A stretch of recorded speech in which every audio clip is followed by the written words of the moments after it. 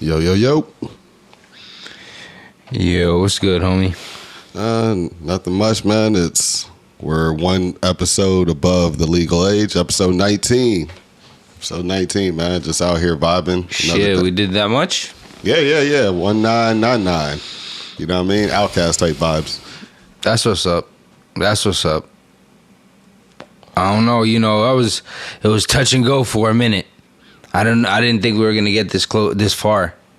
It's not far, but I mean, honestly, it's just working on consistency and trying to figure out the direction. There's a bunch of things involved in it. Stands break that people don't know about. You know what I mean? Like, there's a bunch of things that, people don't actually know about setting up a podcast. Yeah. It takes a lot longer. It seems easy, but it's not that easy. You know what I mean? Plus, you want to, depending on direction, we don't always want to be topic-y and shit like that. So, even off the hip, there's like literally nothing much going on. So here's the cool part. I was just randomly thinking, just like right now. I was actually just randomly thinking about the eras, right? The what? The eras of movies. Like right now, we're in the comic book era. Oh, era. Sorry, okay. I got still a Southern slang and Caribbean boy, you know what I mean? But yeah, eras that we have in movies. Right now, we're in the comic book era. Before we had like early 90s was like action and like action and cop movies, right? Big action movies. But like a lot of cop movies, if you think about it, right? I wouldn't say. I mean, yeah, but there's always cop movies. There's a lot of.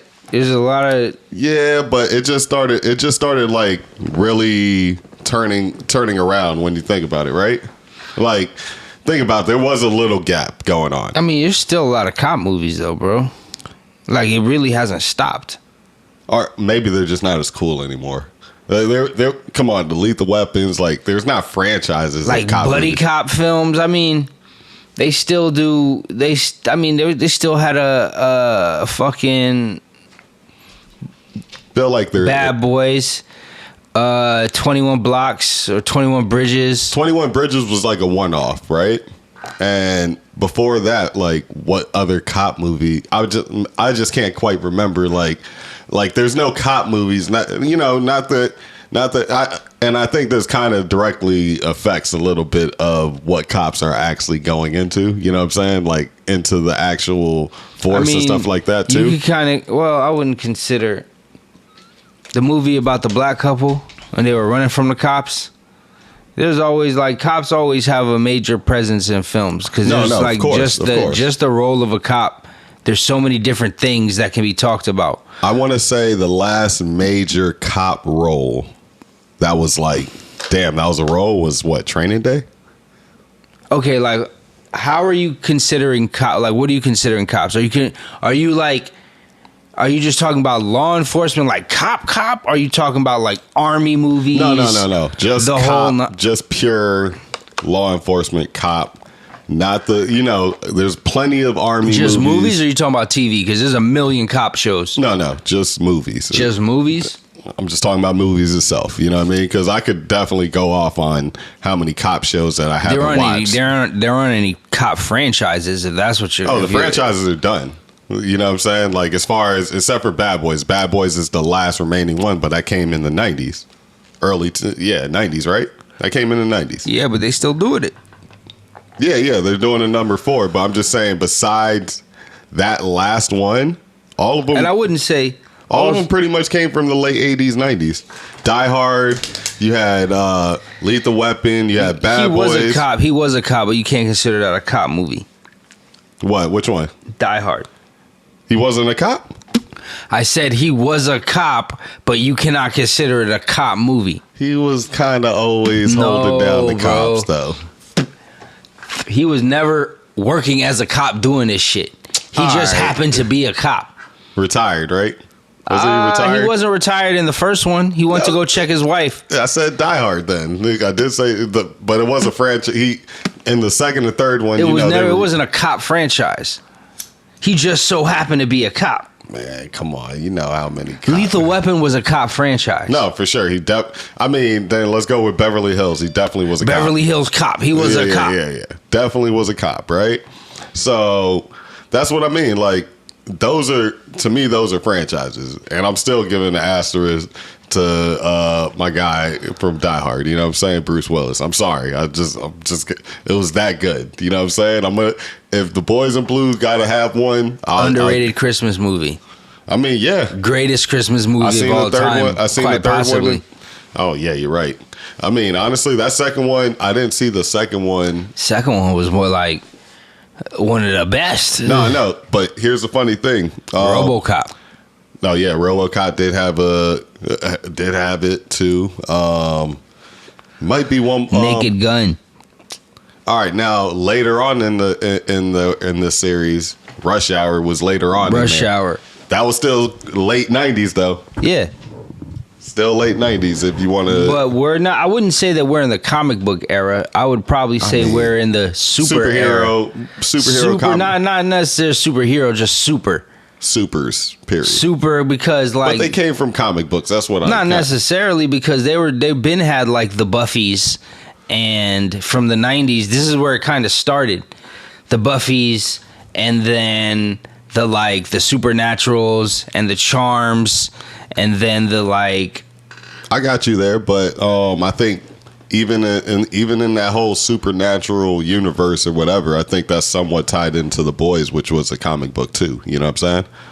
Like in some weird way, a lot of their if it's not just solely off of the writing squad, which is rare, they're getting the reference off a comic book, and you know. DC has their own thing on HBO Go or Max. It's semantics to me because it's like I wouldn't consider it a comic book era, but because people are so invested in the supernatural and superpowers and stuff like that, comics is 1,000,001 stories you could just take. I agree. So like. It's a bunch. To me, it just so happens that there tends to be a lot of comic book movies, comic book shows, because it's like the genre is so open. Like the super genre is so like, let me just take this comic story and put it out there. No, that's true. That's true. I mean, that's what they usually do, but I mean they switch it up too for convenience, because I've noticed I was like listening to one of these YouTubers, you know, they read off on the comics and things like that. Yeah, comic books explained. Yeah, I don't have time to flip through all of them. I'm just going to be real, you know what I'm saying? But if I kind of want to get a good reference point, they got like 10, 15 minutes, even 6 minutes, and they just give it up quick. All right, cool, right? So, actually, just how they changed the story with the Flash, right? They have in the show. They have him dating some other doctor that's like in a black, Barry Allen, whatever, in the Flash. Like he's dating some other chick that's not in the show, right? And she's like some scientist or whatever. She ends up getting some type of Flash Force. She has some form of a Flash power, right? And they're dating. Okay. And even in the comic book, she's white. In the show, she's black. Barry Allen's actually married to Iris West. It's a whole different chick. You know what I'm saying? Like that's like Invincible too, right? Yeah, they made like they try to inclusivize. They're trying to inclusivize everything. Yeah, so there are going to be changes to the story when it comes to the movies and things like that. You have writing squads. Right now, they just changed and like more currently right now they're changing how they're doing. Like look at Eternals. Yeah, they were mad that they changed one guy from a Japanese samurai guy to I think the Indian guy, and then they made the black guy gay. Like there's all of these things that wasn't a part of the comic, but they're now changing it to kind of quote unquote represent the times that we live in now. Yeah, and they do that throughout times. That's why like they make multiverses and things like that, different variants. Yeah, the whole multiverses makes anything possible. Like you could just do anything now. Like that, it just gives them leeway to just like I'm pretty sure all the X-Men stuff before from the beginning with Fox is gonna be official. It's just gonna be, hey, this was a different universe. I don't see why Fox can't put out an Avengers, hypothetically, Well, just let me finish. I don't see why, being with the multiverse shit going on, like Fox's Spider-Man and Marvel's Spider-Man is different. You know, the Andrew Garfield compared to the Tom Holland. You know what I mean? Compared to the Tobey Maguire. You know, right? Different universes. Yeah. So like, why can't Fox or Sony or whatever all put out an Avengers story? Why not? Well, I mean, it's literally a different universe. Like, what's stopping them? Well, it wouldn't be the fans. No. I think like they would literally have leeway to be like, okay, well, if Disney has Earth 616, which is the regular Earth, right? Like the main storyline of Marvel, why can't we have the ultimate universe? I think, and this is just me guessing, you know what I'm saying? Like, obviously, you know, we know a little bit about what's going on, but this is me guessing. I would say that they keep the licensing and stuff out. I'm just talking about like why, what's stopping them from doing this? I think, it always is the bottom line. Like, look, I think it's the bottom line. And Chris, what's his name? He's Johnny K. He's Johnny Storm in Sony, but he's Captain America in Disney. Why can't he still do that? I follow what you're saying, right? But I think it's because of, like, you know, some of the failed Marvel releases, you know, and they had some failures now. Like, but if everybody works together like they did in the Spider-Man movie with Toby and Andrew, they went with those two franchises happen to get sequels and things like that. We don't want to see Elektra. You know what I'm saying? I'm not saying I'm not talking about a lot. I'm talking about the popular shit. Fuck Elektra. Now, if you're talking about the popular shit that worked, yeah. Like, why could, like, if Disney doesn't want to do, like, say Disney's doing the Secret Wars, right? Mm-hmm. Like, why can't Sony do the other one when they were like fighting when Spider-Man runs into the alien ship and gets the symbiote suit out of the ship? Instead of I get the other story. Like, why can't they do that? I get exactly what you're saying, and honestly, I partially agree. But then, you can use the same writers. No, fuck. Well, then if they use the same writers, it would be everybody gets paid. Everybody's happy. If they use the same writers, it would be that. But for one, you know, it is hard not to use the licensing thing because they just want to put it under one stream just to make it easy, right? And you could just follow. Everybody gets paid. Everybody gets a bite of the apple, man. I mean, they bought them out, so it's not they're going to be biting their own apple. You know what I'm saying? Like, Disney literally. Yeah, at the end of the day, Disney's still going to eat off of all of that shit, regardless. But I'm just saying they literally run all of Marvel now, right? So I agree with you basically just saying give out more stories. It's basically just give up more stories, yeah. Right? But I think they're actually talking about Andrew Garfield potentially doing another Spider-Man. It's like this. Does Disney own Miles Morales? Yeah. Disney owns Miles Morales? Yeah. But Disney doesn't own Tobey Maguire and Andrew Garfield. Yeah, I don't think they. Well, no, they bought him out now, so that's how they brought him into the movie. But they don't own Spider-Man because none of the Spider-Man movies, movies are on Marvel. Are on Disney. That's the only one that's still out is Spider-Man and his actual. Okay, enemies. then. So but everybody else, if they can do Spider-Man, why can't they bring in Wolverine and all of this stuff and the X-Men and Blade and all of this stuff in Spider-Man, because he ends up fucking with all of them at some point. It's because of still the quote-unquote licensing and Kevin Feige's trying to properly tie in everything, basically. Yeah, but if they do it this way, they won't have to worry about that shit. I don't think they're worried. Niggas just like literally decide, what stories you're all gonna do. All right, now we're gonna build a universe in 616. That's us. You guys can have. I don't think they're gonna allow other Ultimate Spider-Man. Ultimately, I don't think as far as like movies, they're gonna allow them to do movies, right? But what they said was their advantage is now they could bring in so many other characters just by doing those little series on Disney Plus or whatever. I mean, like Fox still has X-Men, right?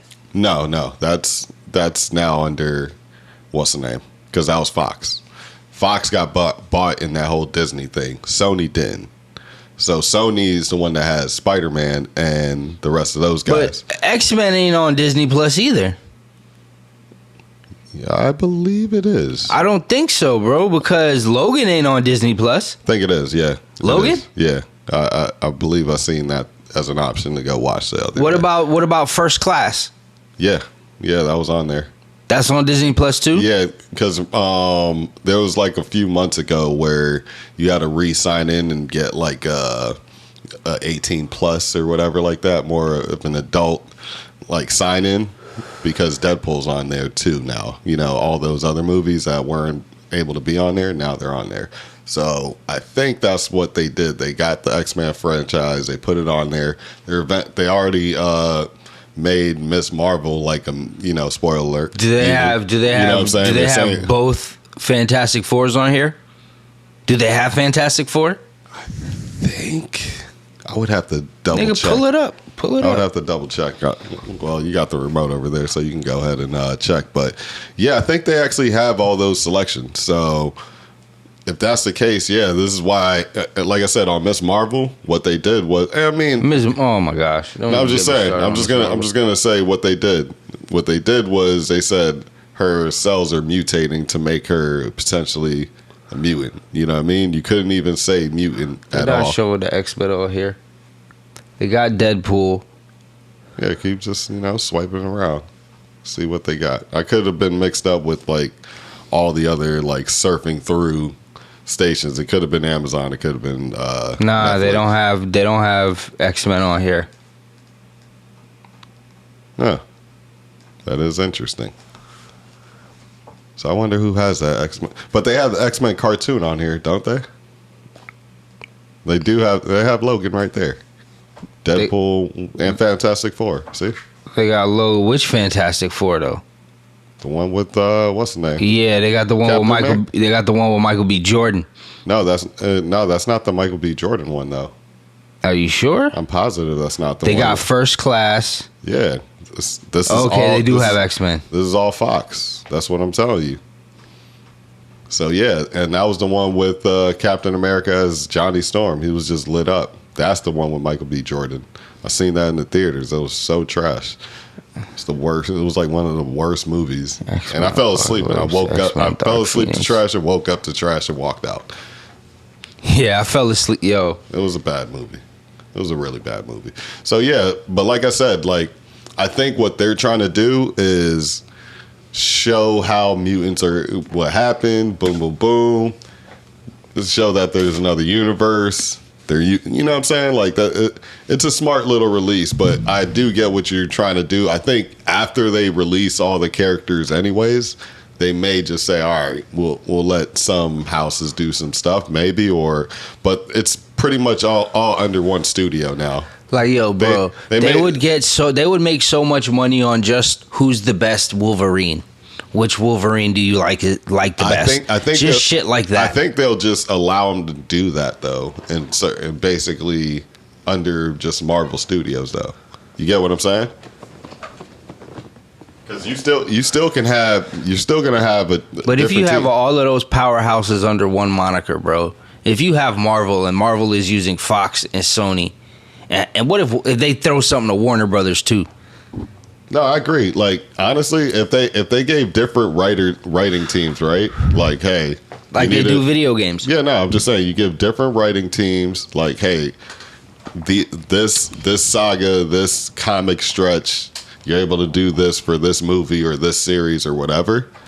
You know what I'm saying? Like that could easily work because not every timeline in those comic books were just straight along. You get what I'm saying? And a lot of them are in different universes, different things like that. So it's essentially what you're saying, but it could be done still under Marvel just because that was one of their main reasons of putting up all that money is just to put it under Marvel. You know what I'm saying?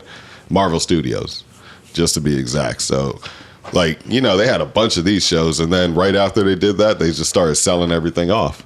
You know what I'm saying? Like, they literally started selling all of their characters off to different channels, different shows, different things like that. So yeah, it was now it's like harder to figure out what was going on. Now you can actually have the big bouts and big fights and things like that, since it is under one studio, because even though you don't want to talk about licensing, it's just a fact that it's here. You know what I'm saying? We only really, if anybody learned about licensing, is probably under just following Marvel. You know what I'm saying? If you really just want to learn about licensing, how different characters got bought into different studios and how they're used and what rights they're able to have, and shoot, just how much money was passed along to Sony just to use Spider-Man. You know what I'm saying? Mm-hmm. And they used, and what, Multiverse of Madness is on Disney Plus right now, and they have Spider-Man's character and likeness on there. You see what I'm saying? Yeah.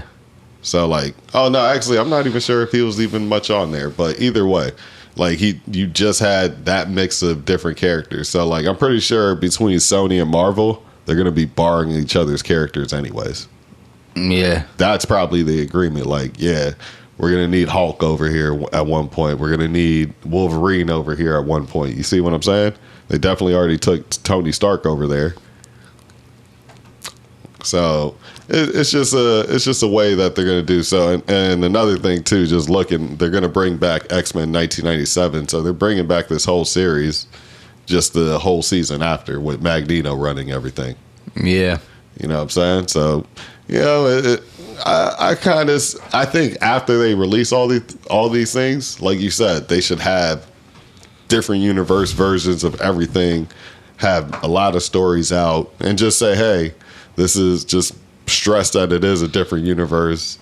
It's, yeah, you know, because like, yo, the Avengers is facing Thanos, right? But like, there's fucking Apocalypse. You get what I'm saying? Like, there's other big niggas that like they gotta explain. Yeah, I mean, even Kang is he's pretty big, but he's not as like, he's really not supposed to be as strong as what Thanos is supposed to be. Honestly, Thanos sometimes really kind of not outlast him, but he's just smarter than him. But you know what I'm saying? And actually, Thanos, I think, goes further in his whole thing. But Kang goes really far too, because he's like one of those guys that no matter what, he lives in a timeline. Period. So you really can't kill him. You know what I'm still saying? Human at the end of the day. Yeah, but if he existed in multiple, so many different timelines, how do you actually kill that? See what I'm saying? Like, that's actually a hard question to answer. Like, it's really a paradox. Like, he's a paradox, as they call it. Like, can't really kill somebody that lives in every timeline. What, you gonna go in the past to kill him?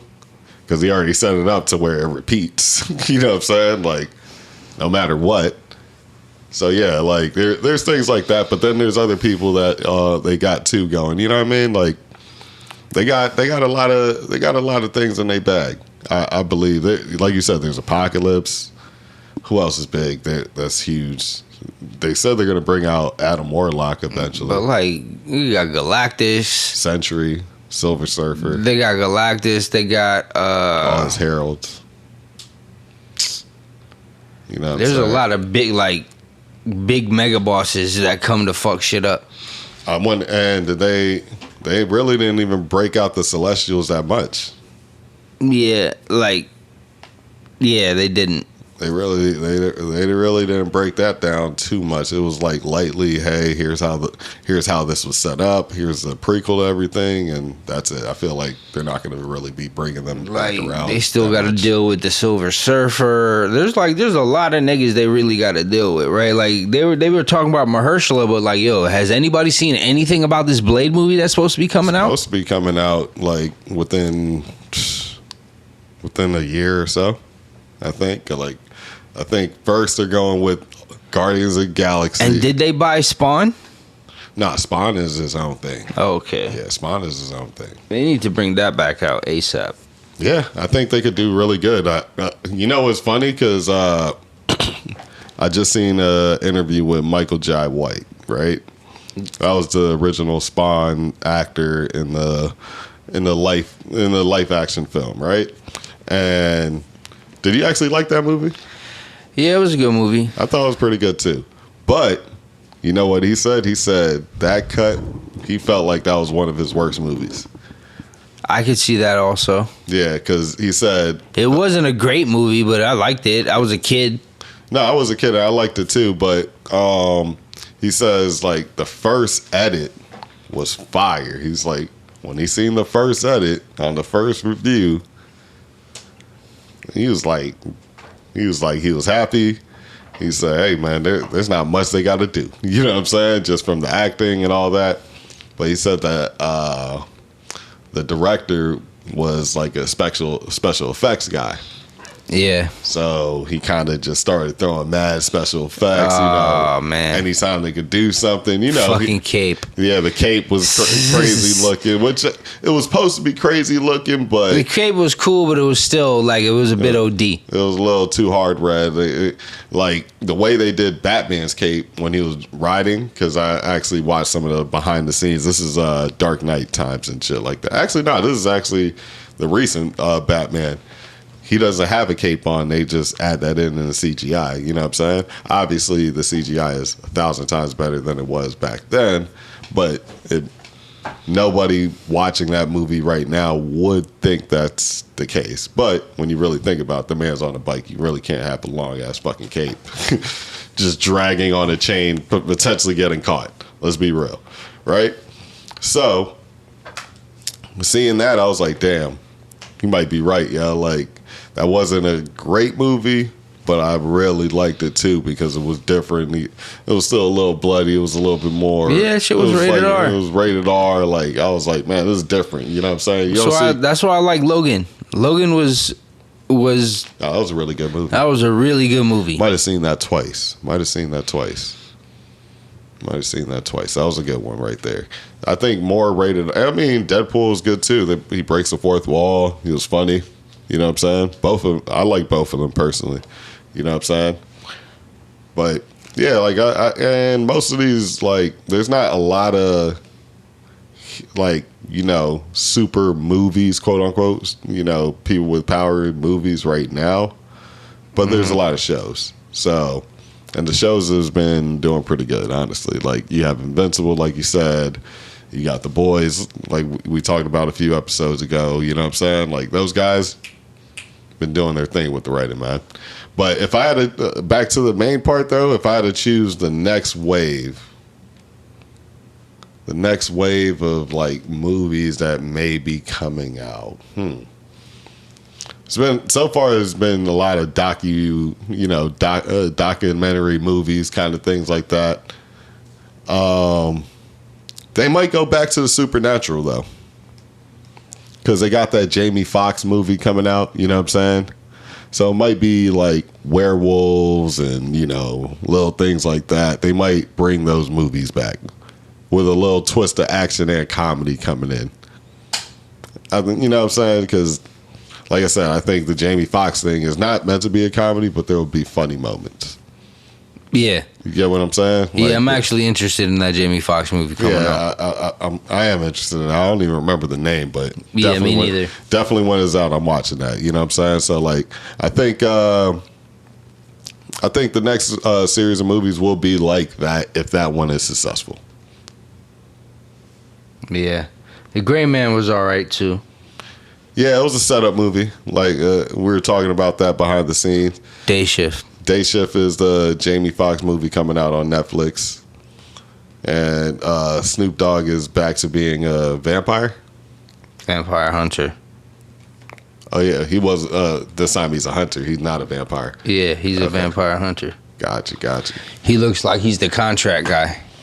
Yeah. I wonder what the whole plot is, but it should be pretty good. Should be pretty good, man. Yeah, man. Shit. You seen that Point Gods documentary? It was on Showtime, so I caught it today. It was actually pretty. It was all right. Nah, I missed that. So it was okay. Talking about New York point guards. Oh, so it's all New York point guards. I caught I want to say I caught a majority of it. Okay. And it's just New York because I was wondering. Yeah, just New York. Okay. Just New York. You know, talked about Kenny Anderson, Starberry. That's a good one, right? Rafer. Skip to my Lou. Rod Strickland. Okay. Marc Jackson. Second all time leading assist man, right?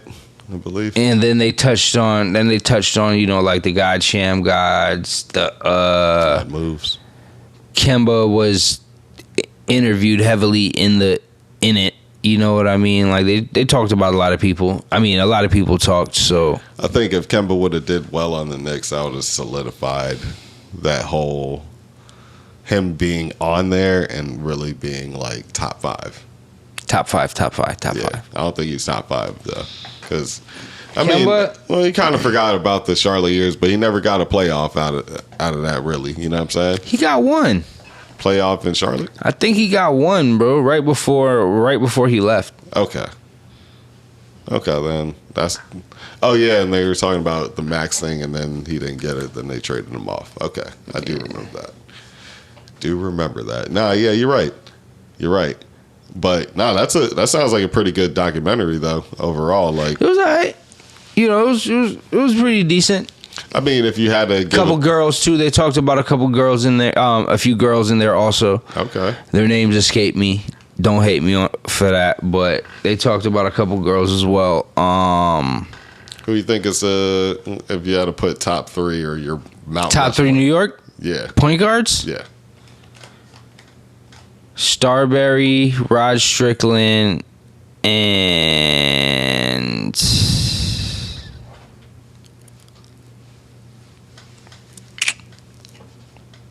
that's hard. Actually, I want to say Marc Jackson, but I really didn't see him play like that. You know what I mean? Especially on the Knicks. I know he was raw. He was on the Pacers by the time I was really watching basketball. But I'm just gonna go ahead and say Rafer, man.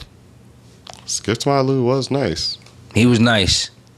He, like in the documentary, like he was the first street baller to make it in the NBA, like to make it to the NBA. Yeah. So like, yeah, man, like dreamer.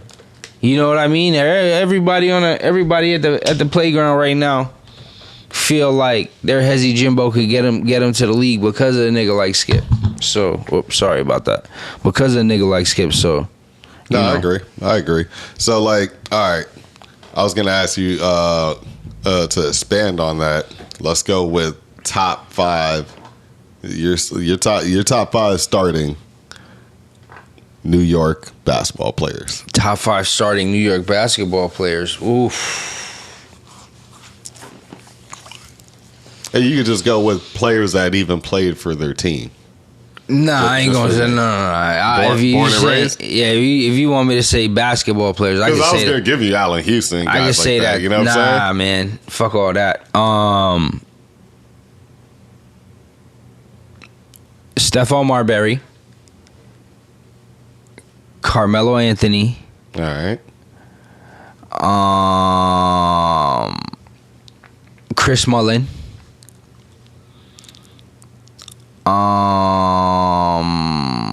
Good.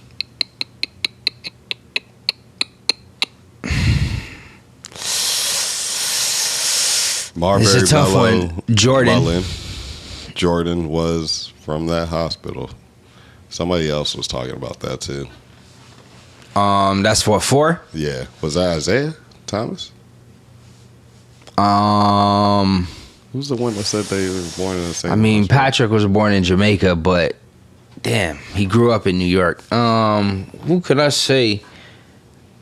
Because I was going to give you that, like players that played on the Knicks, all that stuff. Nah, I'm just thinking of a big man. From New York. I mean, you don't have to pick a big man. You could just pick a 5 because there's still a player or two that I would think you would pick, but we'll see. I can't think of them. I don't know where all of these niggas is from, tell you the honest truth, but I can't think of them right now. That's why I was gonna give you like Knicks and Nets or whatever. You know what I'm saying? Like if you wanted to pick out. I'm just trying to think of another New York baller. Like, fuck. Was Bernard King from New York? He played on the Knicks. I know Ernie. I think Bernard King was from New York. Yeah, he was from New York. And Bernard King. Bernard King? Yeah. Okay. It's pretty good then. That is pretty good. I was gonna, even though you talked down on his name, I don't know if this is true, but Kyrie is from New York or not? He's from Jersey. Oh, okay.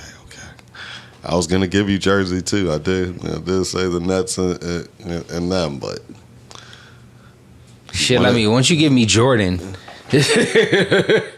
you know, like I can't say nothing about that. I can't say nothing bad about it, man. I mean, I think we got a pretty strong team. No, that's really strong, actually. And I'm probably niggas is probably like, yo, how come you didn't say But nigga, I just really don't know. NBA players born in Florida. Let's see what Florida got. You got Eddie Jones. You got Tracy McGrady, Vince Carter. It's a pretty strong five right here. Point guard wise, I don't. Point guard wise is going to be up and down. Honestly, I don't know too many point really like superstar point guards from Florida, but there's a lot of basketball players from Florida. Yeah. No, there really is. Vince Carter, Amari Stoudemire, Tracy McGrady. You had Truck Robinson, David Robinson, Mitch Richmond, Ben Baker. That's your starting five right there. Yeah. You don't need to go any farther because I don't think you're going to get any better than them. I mean, Artis Gilmore was a pretty good big man. But Gilmore. You know what I'm saying? Have you ever seen Artis Gilmore footage? No, I just played with him on 2K one time. The boy was fucking nice. Artis Gilmore, man. Pretty boy Parsons. Chandler? Yeah, but hold on. Daryl Dawkins. That ain't Chocolate Thunder. He was a baller. You know what I'm saying? Like, let's not. But who you taking out? That's hard. it's just, to put him in. That's really hard because just Vince and T-Mac alone is going to hold down the fort on a lot of buckets. Vince, T-Mac, David Robinson, and Glenn Rice, you said? Yeah, and Amari is still there, too. And Amari, I mean, Vince, T-Mac, David Robinson, Amari, and Glenn Rice. I don't really think you need to go too much farther. Yeah, that's pretty. It's a pretty strong five. Vernon Maxwell's out there in this game. Taurine Green, I do remember. Taurine, yeah. Maurice Spates. He went to Florida. He went to Florida. Calathis. He went to Michigan. GM of the year, James Jones. Champ. Yep. Norris Coleman. Let's see. Who else is out here? Steve Blake, I do remember him down here. You got UD. Nah, this is some good players, dog. I got to give it to him. Florida had a little. And you're right. Eddie Jones should be on that list, though. He's on the list, but he's not in the top five. Yeah, he's not in the top five, though. Top five already is locked in. Damn, that's a lot of players from Florida. Well, then again, it's like sunny all year around, and, you know, you could pretty much, if you want to suffer through some heat strokes, you could definitely get some hooping up. You know what I'm saying? Yeah, at least you can play in some AC instead of being on that field. That's a fact. I don't understand why cats be going through the murderous road, but I mean, football makes a lot of money too, though. So I can't even hold you. Keon Doolin too. That's a random ass name, but I had to say it though. You remember that? He was like a top 5 or whatever. Yeah, player. I remember Keon Doolin. He was a high school player. Yeah, it was one of those whatever, and that's like a list that you could. The whatever happened to those guys list. What happened to that boy list? DeJuan Wagner type, but I think his son's playing though. DeJuan Wagner. I mean, a lot of these niggas don't make it, man. Yeah, it's a tough way to try to make it though. It's not. And I don't know how you evaluate these guys either, because like I said, I remember watching Cleanthony Early bust ass He busted everybody in the NBA's ass, and who was in the tournament that year. Yeah. He busted everybody's ass. Former Knicks draft pick, right? First round. Second round pick, right? Yeah, he was late second round, but he was. And it's just like he was talented. I thought he was gonna be the next. I thought he was gonna be the next one, boy. I'm watching him bust like Kentucky niggas ass. You know what I mean? Like, this is the Anthony Davis class, if I'm not mistaken. Yeah. If I'm not mistaken, it's the Anthony Davis class. Who else did AD have in his draft? I can't remember. AD had everybody on the team. He had a lot of people. He had a lot of them ain't probably in the league right now, but he had enough. He had a lot of guys that he had a whole lot of first rounders. Yeah, they all made it to the league, and then they just started falling like flies. But AD I think he had whatchamacallit's brother. Dang,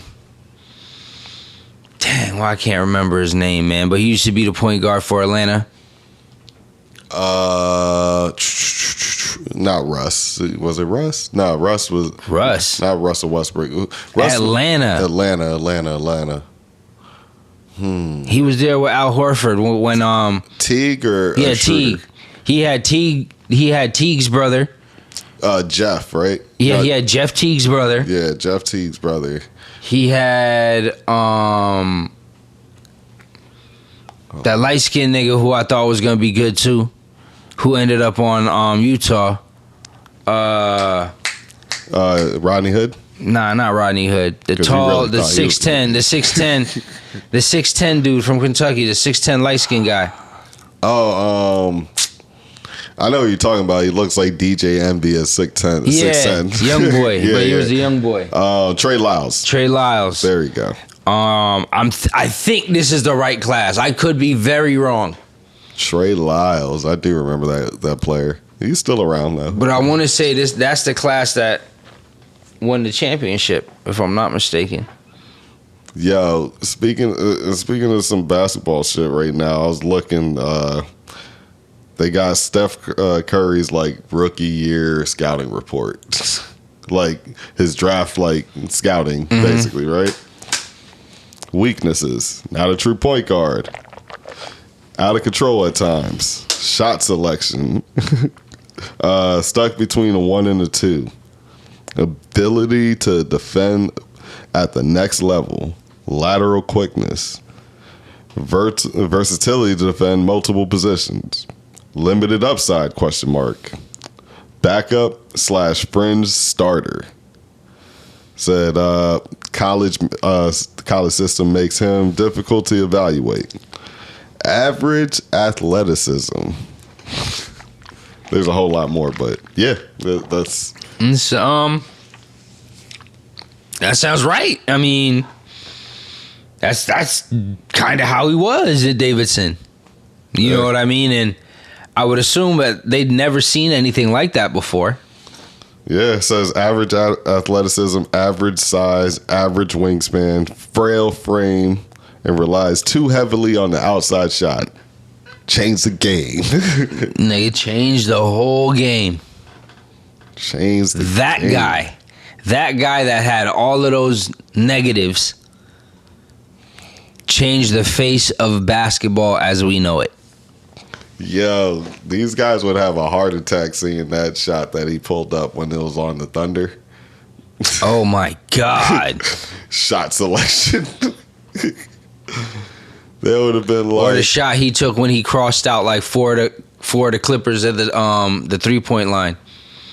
Oh yeah. Where Steve Kerr was like, "What the fuck are you doing?" and then was like, "Oh my God, he made it." He took on like 3 people after crossing them too. It was a serious move, bro. Oh, and there was another thing too. I seen somewhat basketball related, somewhat superhero related too. That DC game, I seen like there's a meme because LeBron is in that DC Warner Brother game or whatever. Yeah. Well, with all the characters, it's like the Super Smash Brothers, like which one? The Spanish LeBron? No, it's just the regular LeBron in his like Looney Tunes jersey from the movie, right? Okay. they have him doing. He enters the match, and they have, I think it's either his taunt or it's in the match where he comes in. He does the J.R. Smith point and with the two hands out. I was like, oh man, Warner, y'all ain't shit. So they put the Nobody's meme safe in the game, son. I was like, wow. Nobody's safe. He's like, nothing is sacred. And they like draw out like a play on top of his head, and then it like disappears, and he's just like arms out. Dog. I'm like, bro, yeah, internet's undefeated though. If you get memed out here, man, you might as well just laugh it off, and I guess capitalize off yeah, of it. You know, you might as well. Because I guess it'll look bad for you to like. Don't make no sense fighting it. Yeah, you fight that, it's like it's just gonna get worse. It's like trying to fight taxes, bro. It's just gonna get worse. Let's get this in there before anything. Bill Russell died. Rest in peace, Bill Russell. Rest in peace. 11-time champion. His family, prayers up for Bill Russell. Activist. Yeah, 11 chips.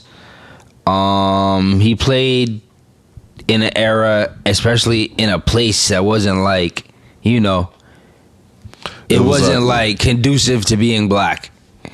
Yeah, in Boston in like the 60s and the 70s and the 50s and shit like that. Not at all. But he got 11 chips. He got 11 chips. He was an activist. They had showed Kobe talking about Bill Russell for like 20 minutes. And it just brought back when Kobe died. And I was in California. I was in LA specifically for when Kobe died. And man, terrible time. When I say the whole city shut down, it was on the buses. It was on anything that had a screen. Rest in peace, Kobe Bryant, Kobe and Gia. Yeah, you got to remember, Kobe stayed. It was like Kobe stayed. Like, it was like everybody just started waxing poetically about Kobe. The entire, like, literally the entire city of LA. Like, I didn't see anywhere that I went, any food place, any bus, any Uber, anything, any screen that didn't have rest in peace code. Like, it was nut. Like that nigga Kobe ran the city, bro. I mean, if you look at it though, he's one of those few players that you got to like watch grow up from the inception of when you seen, not the exception, but Mexicans, Asians, blacks, whites, they all loved Kobe. He was he got the city together low key. Exactly, like a high school phenom, drafted to the Lakers, ended up starting that year, I think, by the end of the after the All-Star break, after he made the All-Star team and won the dunk contest, if I'm not mistaken. Yeah. Not his rookie year. I believe it was his rookie year. I don't think it was his rookie year. I don't think he had a good season his first year. He didn't have a good season in his rookie year. This is like one of the first voting times that you can vote dudes in. I believe he got voted in and also did the crossover. He did the crossover dunk, the through the legs dunk, and won the dunk contest. I was like, oh, he brought that in. Or he didn't bring it to the game. He just made it popular. You know what I'm saying? So Kobe did that. Also, he was on a popular show with the platinum artist and Brandy. Could you imagine if niggas like he won the dunk with a between the legs dunk? Yeah. Like a between the legs tomahawk. Yeah, that was it. Could you imagine if them niggas saw what Zach LaVine and I mean, was it Zach LaVine and Aaron Gordon? Oh yeah. Could you imagine if them niggas back then would see this type of shit that them niggas was doing? I mean, to be honest, Vince Carter came in 2 years after that, and just 2 years after that dunk contest, Vince Carter was in '98. And ladies and gentlemen, it's over. Superman is in the building. Yeah. You remember that? Yeah. That dunk contest was nuts. I'm not gonna lie. Now it's not really that. But no, it was actually a really good dunk contest though, because it was Steve Francis, you had T-Mac, and you had Vince Carter. Yeah, Steve Francis, T-Mac, Vince Carter. Somebody else is there too, but I can't quite remember the fourth person. But I remember those three for sure. It was a bigger person. It was a bigger person that was. Was it Stoudemire? I don't think Stoudemire was in that mix. I'm gonna be real. Not in 1998. Stoudemire. Yeah, I'm tripping. Stoudemire was like there was somebody else though. It was T-Mac, 2003. Steve Francis, Vince Carter. There was somebody else there that was good. He was a good dunk. That person was a good dunker and pretty good player. But this is like those three alone is all-star game all day. Yeah, facts. You know what I'm saying? Like all those guys are getting in the all-star games. Probably the Basketball Hall of Fame anyways. But just in general, like you don't get that type of talent anymore. But yes, the best dunk contest still to me right now, and it's not recency bias. I think I've seen all the dunk contests for sure. I'm going with Aaron Gordon and the first one. But the excitement. The first one. The first one. But the excitement of the 98 dunk contest with Vince Carter was nasty. I got to watch that live. And then the replay of Jordan and Dominique's dunk contest was pretty good too. At least from what I got to watch off of it, it looked pretty exciting. People were out there talking trash, and you know what I'm saying? Kind of had a certain style to it. I like those are the top three dunk contests, anyways. In no order. Well, in order, I'm giving Aaron and them number one, and then any order. And we're back. So, let's see. I was thinking about a couple things, right? As I was attempting to clean up the crib. I'm 38 years old. I was born in the 80s. I'm an 80s baby. And something occurred to me, right? Mm-hmm. The music that I would prefer to listen to as I clean up the crib, like, you know when your parents used to clean up the crib a lot of times, like, minus, like, the really, like, the people that just came from, like, whatever, a different country or whatever the case may be. Mm-hmm. But say, like, just the music here. Right, you listen to some like Isley Brothers. Your mom might have on some Isley Brothers or like Bob Marley, or like if they were like into American music, because I'm Jamaican, you're Haitian, like, you know, just a bunch of 80s artists, mm-hmm. Stuff like that.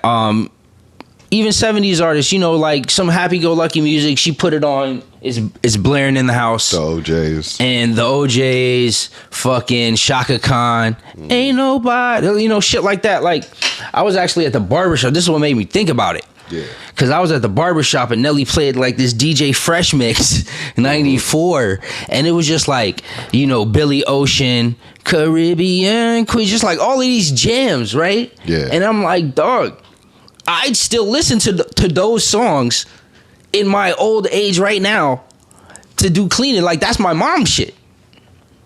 Damn. Where's our shit? I don't want to listen to a bag of cursing and 50 talking about he gonna kill a nigga. I'll kill you, nigga. I'm playing. You know, I don't want to listen to that. Sweeping the floor. No, wiping off my counter.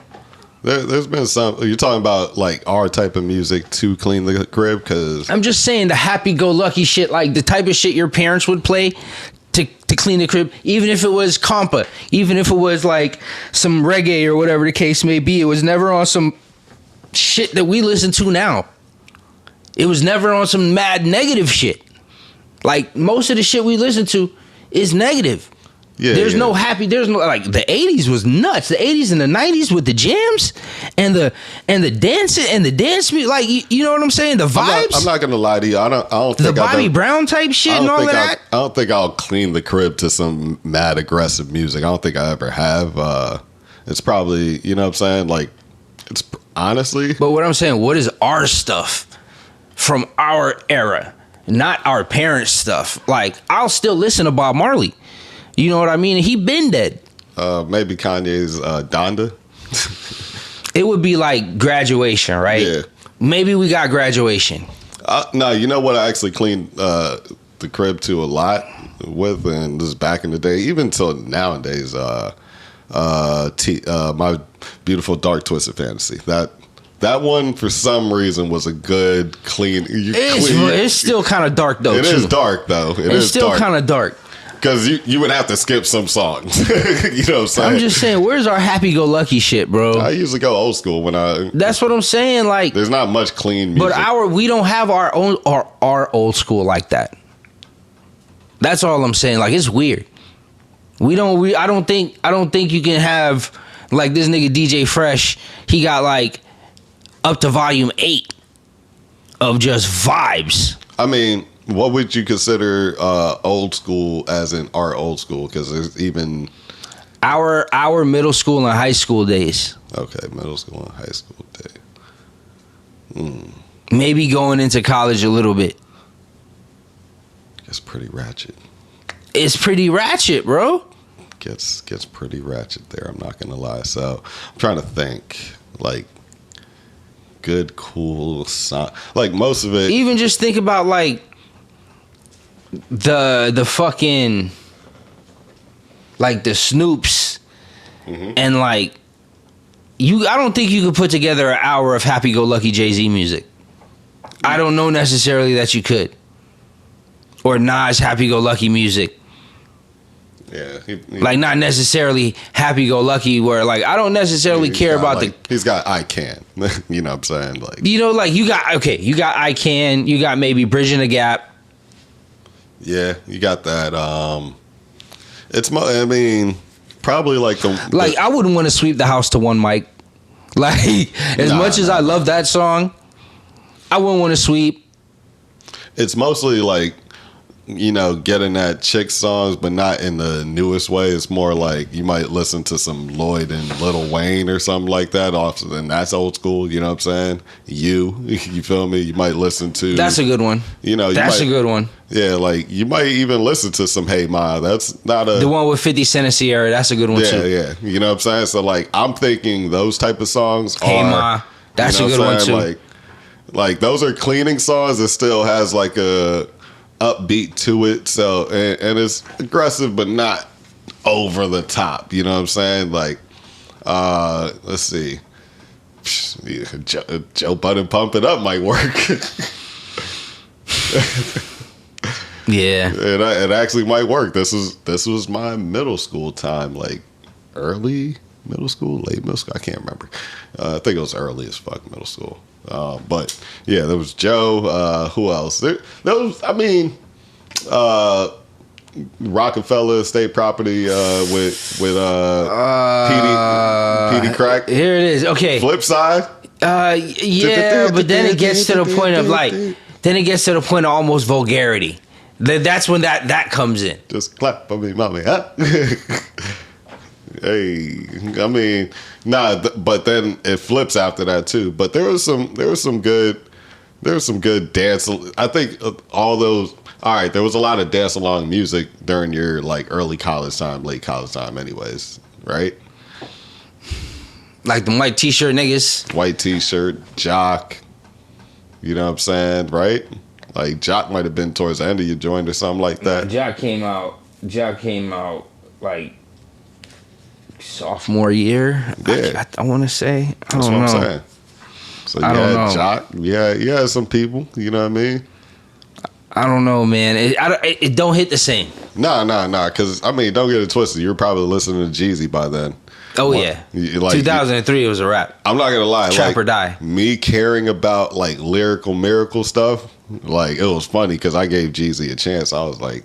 And then he said, man, you don't care about none of that lyrical stuff. And I don't like rappers. That ain't this ain't that, and this ain't, you know what I'm saying? Bitch, I'm strapped. Yeah, exactly. So, like, after hearing Jeezy doing this thing, it was... Jeezy. Yo, my cousin came down. Let me tell you a story how I got introduced to Jeezy. Mm-hmm. My cousin came down with a mixtape from Georgia.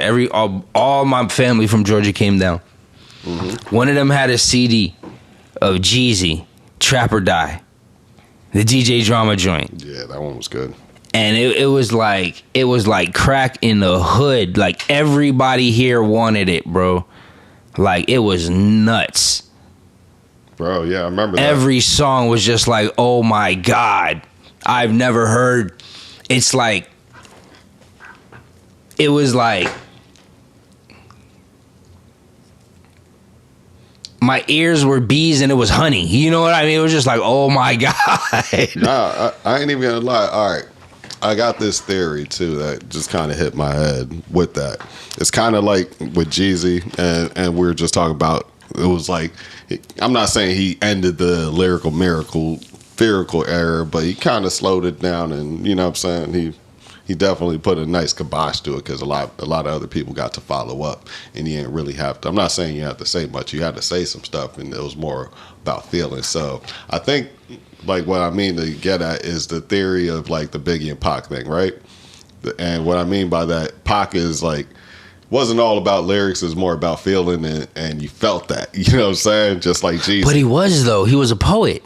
Yeah, but his bars weren't always like, ooh. You know what I'm saying? I mean, no, he never had bars. It was just, he made you feel. Yeah. Feel me. Like, that's what he did. He made you feel him, though. Like, if you listen to Pac. Paint the perfect picture. But yeah, I mean, but. Yeah. That's what I mean. Like, he didn't have no punchlines. That's what I mean. You know what I'm saying? A couple, Jeezy might sneak one, two. Jeezy had beer punchlines. Yeah, you know what I'm saying? But he also made you feel him. Now, Biggie would make you feel him, but he was still way more lyrical when it comes down to it. You know what I'm saying? Like, that's what I mean. Like, that was a correlation I'm trying to make, is it's like, you have your artists that back in the day, you would love some Biggie, but now it's more of the Pac sense and the Pac energy kind of leading out this new charge, as far as like, it's about feelings. It's about, man, if I did fuck your bitch, I'm telling you about it. If I, you know what I'm saying, if I feel for your old girl, I got pain music. I don't think really Biggie had pain music, though. Except for I Don't Want to Live No More. You know what I'm saying? I would probably say that's probably Everyday Struggle. He had the, the one with 112. That one too. That was pain music. I'm showing tigers on my shirt and alligators. You want to see the insides? I see you later. Yeah. Bow. Nah, I mean, that's true. But if you had Pac had a whole catalog of just, yeah, but Pac was an emotional guy. Nigga had a song named Pain. He was an emotional guy. But that's what I mean, though. Like, there's a lot more emotional rappers now, and I was just saying that's probably bared off of that Pac tree kind of thing, like that. You know what I'm saying? So, like, when you have the Jeezys coming out, Jeezy ain't got to necessarily be emotional, but he gave you, like, the street essence of what Pac was doing. You know what I'm saying? And, like, and going back to even our original point of, like, what's our old school, too, like, it's kind of couldn't even play no DMX straight in the crib like that to go clean up, unless it's one of his prayers. You know what I'm saying? Man. But his prayers were hard, though. Prayers were hard, but you know what I'm saying? Like, if you want to go old school and things like that. Maybe the one he got with Aaliyah or something like that. Oh, yeah, you could probably play. But like everything else, though. I mean, if you cut off the beginning skit of How's It Going Down, that's a decent song. That's one of my favorite songs. You know what I'm saying? Like, maybe like I said. But you can't listen to What These Bitches Want from a nigga. You can't listen to Stop Being Greedy. You can't listen to none of them songs. Nah, it was Dark Man X at that time, so it was definitely Damien. You can't listen to none of them. Actually, I did clean up some of the crib to Damien, the first story. That I ain't even gonna lie, because I was like, this is a story. I was like, what is it? You know what I mean? But overall, yeah, you're right. Like, awesome feel good music and things like that. Where's our feel good? Yeah, that's essentially what I was saying. Where's our feel good music? I think we kind of missed it. I think the way that the music industry was going, it kind of we got. I don't think we really. Well, it's not inspirational music that. Not inspirational. It doesn't have to be inspirational. Mm-hmm. I think most of the time though, it's the songs that you would play like you're cleaning the crib type stuff is more, like I said, it's more relationship, getting out of chick base.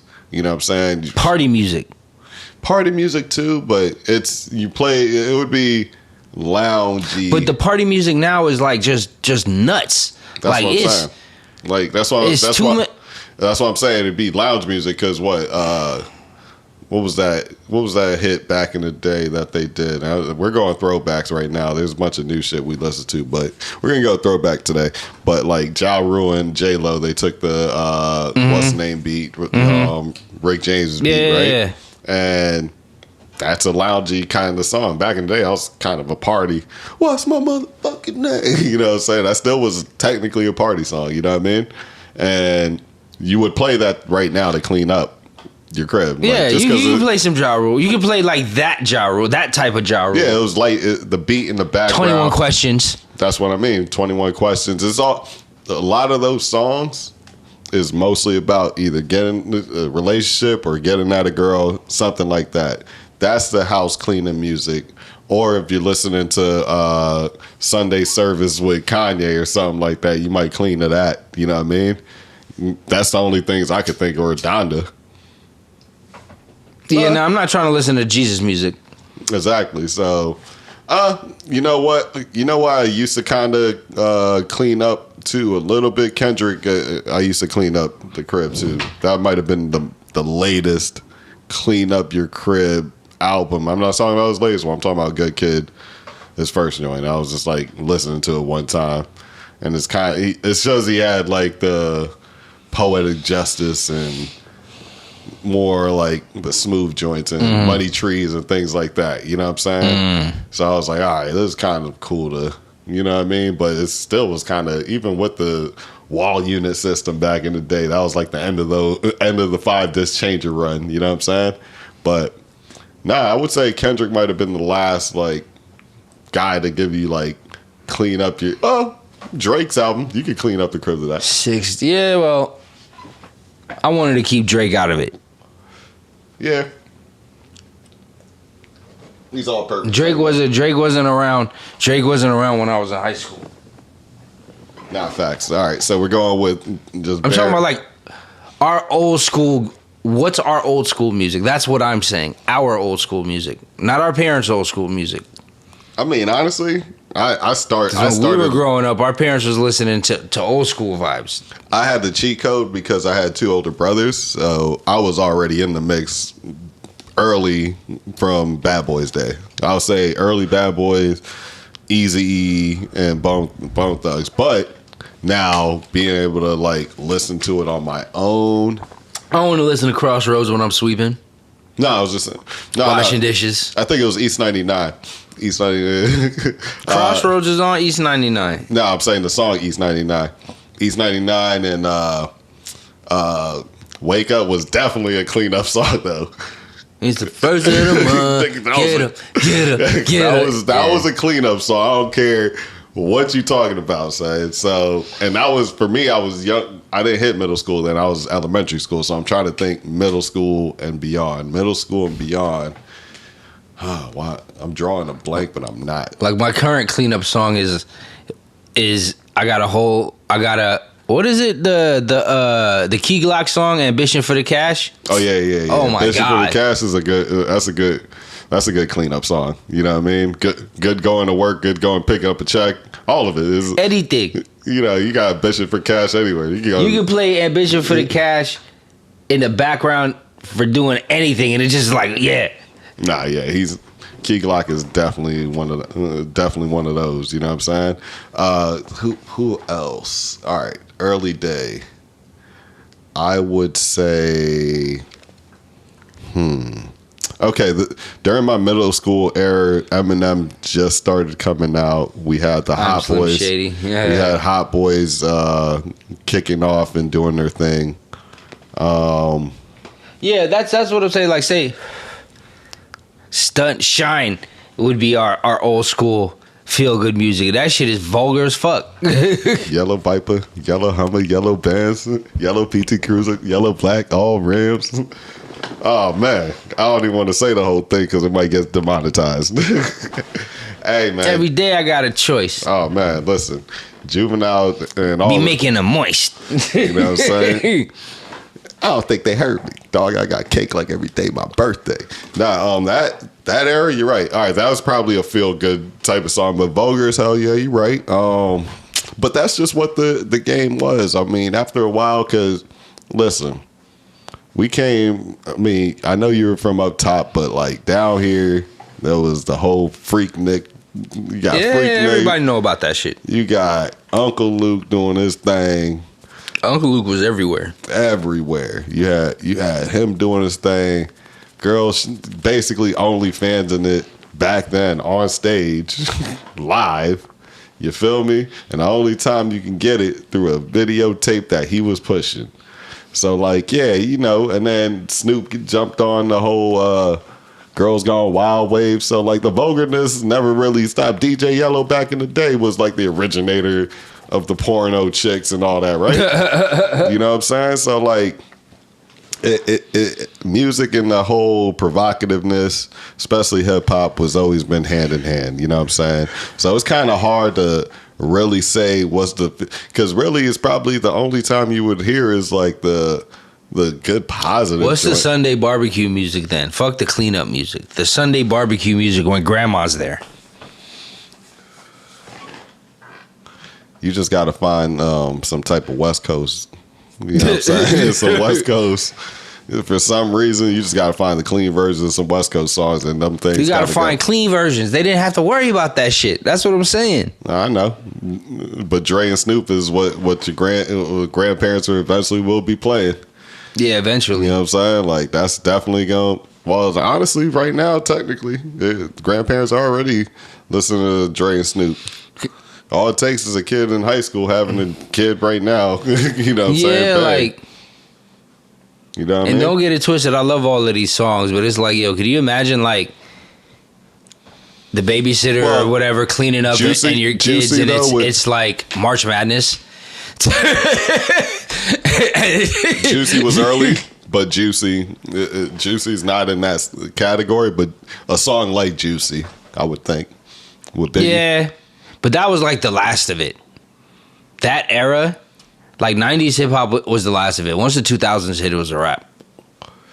Yeah, because I'm not thinking about maybe some Ross.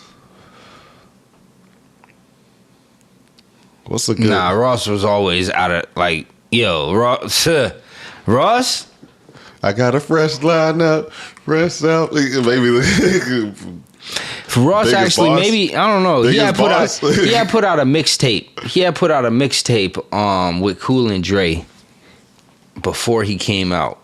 Maybe. I do remember that tape. It was pretty good. That tape was fire. That had Chevy Riding High and all of them songs. I think he had Push It on there, but he had some other shit on there too. Like a couple like album cuts and deep cuts and mixtape cuts out on there. I remember that. A couple songs with a couple people on Triple C's. I was like, okay. Briscoe was giving him a lot of looks too, if I'm not mistaken, right? Briscoe. Let's see. No, wait. I'm a Thug with Trick Daddy. I don't know. All day, every day. Well, that's a good song. The clean version is a good song. Dirty version is pretty dirty. Yeah, I mean, it's Trick. But he loves the kid. Dro in the Wind, though. Also, that's a good song. That's a very good song. It's like, I don't think it's that dirty. It's not that dirty. Come on now. Take Him to the House, but Take Him to the House has its parts. But that was overall mostly clean. You know what I'm saying? Mostly clean. I felt like that was an easy edit for somebody. Yeah. The clean versions, but I hate listening to clean versions. Like, I can't stand it. I mean, honestly, it's just, I don't think I'm listening to too many clean versions. I'm just gonna. Which clean version did you like the best? Did you like the straight just cut the word out? When they like reversed it a little bit, you know, and like if it sounded, it really all depends. If it sounded like, or when they cut half of the word off, which one would? Okay, let me explain to you. I'm kind of, and this sucks that I'm not going to pick a stance here. I'm just going to tell you, but I'm going to give you an example why. Because on 50s Wankster, what you know about equipment night? Huh? You know what I'm saying? I don't know if I want to hear shoot. Huh? You know what I'm saying? I don't know if I really, but everybody in the crowd, what you know about AKs and AR-15, the quit the night show? What? Come on now. Everybody knew what it was. I like the clean just. Yeah, I like the clean cut because you get to rap it. But there's a few songs. I don't know where the shit came from. I hated that shit. I think you know what though? It always threw me off when I was trying to recite the words. You know when it ended up dying? When Missy kind of made fun of it. Yeah. When she made fun of it and got a hit off of it, I think for the most part, people just cut that out of their whole edited mix. Honestly. You know what I'm saying? Like, honestly. True. Or honestly, or they'll just, you end up getting my hitter. You know what I'm saying? Oh, my gosh. Before they just cut it, it wasn't my, it was my, oh, and then it was my hitter. Eventually, it was like, all right, let me just. It's usually the big hits that become, it's like a lot of times it's the big hits, right? Yeah. The big hits in hip hop, boy. Wet ass pussy. Like, wow. Jesus Christ. Can you imagine kids getting grown up on that? They just actually played that in South Park. On like one of their little That's movies. Hilarious. Paramount Plus, actually. That little the Stream Wars too. Yeah. They were playing it. I was like, I heard the beat. I was like, and Cardi's rapping her whole verse. I'm like, oh damn, okay. Shout out to Cardi getting some money, but then I was thinking about it. I was like, man, just imagine this song is. But then again, there's been, you had Sir Mix-a-Lot back in the days. Just started out with butts. You know what I'm saying? Yeah. Okay. Right. Then you had little. But it wasn't It wasn't a bag of 4-letter words. Yeah. I like big butts, and I cannot lie. No. It takes steps though. Everything is a step. Speaking of which, not to come so current eventish, but just like Gucci Man dissing the Dead, right? Did you hear about that? What? Gucci Man has a song called "Dissing the Dead," and he's speaking on this. He's speaking on "Dissing the Dead," and basically what he was saying is like, "All right, man, it's probably my fault from making this shit popular." You know what I'm saying? Talking about smoking. I'm smoking on. Yeah. He's say basically the song is about him. And it's a nice little hook and everything. I could pull up the lyrics and everything like that, but man, basically was like he took it on the chin and say, "Yo, we got to stop doing this. I know I was doing this and this and that, but like now that I'm looking at it." I'm looking everywhere, and this is all kind of in the hook. You know what I'm saying? Essentially, it's like I'm looking everywhere, and everybody's doing it. We probably should just fall back on this. You know what I'm saying? Like, yeah, but because he don't know what he. I think he realized the can, bro. He realized the box of Pandora that he opened up. You know what I mean? I don't think he realized how big he was. I don't even think it was the. No. Like, seriously, his impact just in Atlanta and how strong Atlanta is still and was at that point in the time when he was doing all of it. You know what I'm saying? I'm just talking about, this is from the Jeezy verses. I'm just talking about it turned up just from then. It was from verses. No, I'm saying he's the king of Atlanta. You know what I'm saying? When it comes to like... Yeah. No, hands down, undisputed. When I went there the first time and people were talking about it, this is when I didn't know. I was like, "Damn, Gucci's a king of Atlanta." You know what I'm saying? But like, I knew Gucci. I knew Gucci was a king in Atlanta, but Jeezy was the hottest nigga in Atlanta. Nah, I get you. And he was the hottest nigga for a minute. Like but I said, outside, it's like Jeezy. It's like Outkast. Yeah, niggas in Atlanta wasn't listening to Outkast. they fucked with them though because Dungeon Family. Yeah, they were from Atlanta. Yeah, no, just Dungeon Family. They were fucking with Dungeon Family. They were fucking with Dungeon Family. You know what I mean? They had their little 1-2s going on and all of that. But like, if you would ask niggas in Texas or niggas in Ohio, oh yeah, Outkast. No, exactly. We would think just how we were talking about Jeezy, what were we listening to in high school and things like that. In college, it was you heard Jeezy first. I mean, you heard Jeezy first, then you heard, what was it, So Icy, right? It was Jeezy with Boys in the Hood and then So Icy, if I'm not mistaken. Or was it the other way around? I think it was Boys in the Hood. So Icy was on that Trap or Die tape. So Icy had came out already when I heard Jeezy. But I think his first video came out with... I wasn't on that yet. Yeah, watching music videos and shit like that? No, I wasn't on like...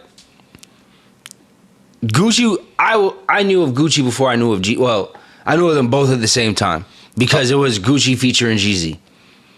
Yeah, I knew of. But that was Gucci. Like what I knew, it was Gucci's song, and Jeezy was the feature. It was good. Yeah, no, you're right. And I think Jeezy was the bigger artist. Nah, but that's the thing. Jeezy just started getting bigger too, not just because of BMF and all that. Yeah, but he dropped the tape. Right he dropped the tape, but also got with Boys in the Hood. He had a tape before that though. No, I'm saying, but also he had the Boys in the Hood too. It was all kind of like all at the same time. All both at of them. the same time. It was like bang, bang, he bang, had two bang. deals. He had two deals at the same time. He had two deals going, so he's like, nigga, this is another hot song. I'll buy this out, basically, da-da-da-da-da. And he was probably, they had their differences, things of that nature. Never got another classic So Icy from those two again, But imagine, right? Imagine if that beef never happened. I don't want to. I'm glad the way. I mean, minus the deaths, obviously, but musically, yeah. It would have been... I don't think Atlanta would have been in the same... No, you're saying the drama helped it out, yeah. Yeah, I just don't think Atlanta would be in the same place musically or artistically if things didn't happen the way that they did. Trap music got way more serious, I would say. You know what I'm saying? It wasn't necessarily drilling, you know what I'm saying? But it was... Yeah, I mean, you could say that, but it's like T.I. had his trap music, but it wasn't the same. Yeah, no. His trap was kind of more glorified and smooth, you know what I'm saying? Kind of like down south Jay-Z-esque without When I heard Jeezy was saying stuff that I understood. No, I mean... It was just like, oh... Don't get it twisted. T.I. was saying some shit, but it was a little bit more of a broader. I think it was more. You're not getting what I'm saying. No, I know it was. He was literally saying numbers and da da da da da. You know what I'm saying? T.I. was, he was rapping more, and it was trap stuff. But Jeezy, when he was like, I ain't have to open up a whole thing since '94 and all this, I was just like, oh gosh. No, that's what I'm saying. I'm talking about like just like that, but $2,000 flat give you 4 and a baby. It's like whoa. Nah, but T.I. was a trapper, but I don't think he was selling how cheesy and you know what I'm saying. He wasn't really putting in the lingo, bro. Yeah, he wasn't like Jeezy was talking to you like he was making a sale. No, he was like he was making a sale on every track. Exactly. I'm talking about T.I. would do a song like "Doing My Job" on his first joint. You know what I'm saying? Like it's a Kanye beat, the smooth. Yeah, I'm selling. You live here, I work here. But that's more broader to me than what Jeezy's talking about. 17.5, goddamn, all it like. You know what I'm saying? It was taking Alphabet too long boys. to lock up. Bring it back. Yeah. You were short anyway. So bring a stack. You know what I'm saying? Like that is hard. Oh. That's hard because you feel it a certain way because it's like, man, I've seen that before. I've heard that before. Like, but with T.I.'s thing, yeah, you heard it, but it's more. With Gucci now, Gucci was low key. Gucci was talking about a lot of weed stuff. Mm-hmm. You know what I mean? Like he was talking about a lot of weed dealing. Birds in work is now she twerking. Hey man, that man Gucci was nice. What was that song he was talking about in Pounds of Zona? He was talking. The powder zona making an ointment. I forgot what he said some shit. Gucci man, no rubber band, oh man, sniper rifle. Nah, and then I mean, even just talking about doing shit by the church's chicken. You know what I'm saying? Like about doing shit by the checkers. Doing shit by the checkers. East Atlanta cockhead, yo. Yeah, man. So like, I ain't gonna lie, Gucci. It was more direct. And it was a lot of. He was like a direct money man without the smoothness. Man, that money man is another nigga. Money man. I'm not like. I don't know the scammer lingo like he know the scammer lingo, right? Yeah. But like when he be talking about I'd be like, oh boy, this nigga Money Man is spitting, boy. Nah. And you know what? I would give it to him. He used to do the lives and just be like, hey man, if you're gonna do this, you should do this. You know what I'm saying? Like I used to kind of watch some of those. I ain't never do none of them, but it'd be like, damn, I feel you though. You know what I'm saying? But no, if anything I've learned is just to grow your credit. Obviously, yeah. Like if there's that's the key to everything. I was like, you know what? I ain't even rapping, but I'm just gonna grow the credit, bro. Like it just makes it's just a smart thing to do. You know what I'm saying? He's like, yeah, just don't crash out your credit on nothing. If you're gonna crash it out, make sure it makes sense. It's gonna make some money back. I was like, you know what, money man. I'm writing this down right now, man. But yeah, like them guys though, like Jeezy definitely legendary. But like you said, man, Gucci though, straight up would tell it to you too. But then again, T.I., like I said, he was the commercial line. He was the soft landing to all of it though. He was out before all. Well, was it Jack or was it T.I.? No, it was T.I. Nah, T.I. was out. Before Jack. All of them, because he was on that Need for Speed joint too. He had 24s on Need for Speed. Okay. Because that shit kept replaying in that damn game all day. They only had like 5 songs, straight up. But or was it Midnight Club? I can't remember. But it was T.I. was a soft landing for the newer Atlanta of trap. Now it's old school. You know what I'm saying? But I'm just thinking. I'm speaking of Jeezy like, and Gucci. Then Jeezy and Gucci set it off for everything. And as when Jeezy was becoming a solo artist, it was Def Jam and Jay-Z took over, and he also brought out he basically shut down all the older artists like Redman, everybody else. He put a kibosh to all that and said, Jeezy, Ross. He was right though. Now looking back, they were mad at him. Like LL Cool J was trying to shit on him. Jeezy, I have to say, Jeezy Gucci might be like the Steph Curry of hip hop, though. Yeah, like just completely revolution, like just changed the direction. It's crazy because and then like Drake, you know what I mean? No, for sure. Drake, Kanye. No, I would give you that. Damn, if you would say who is who, if you would compare it. Before you give Drake his flowers, we talked about Ja Rule. Ja Rule was like the first, not the first, but he's definitely was rappy, singing ass, cooking. He was. He was. Let's not. If there was no 50 bias. Man, he was like, okay. We gotta remember, if there's no 50 bias, right? It's like this. I fuck with 50. It's like killed him. It's like I say this, right? It's cool if you do it first, but if you don't make it hot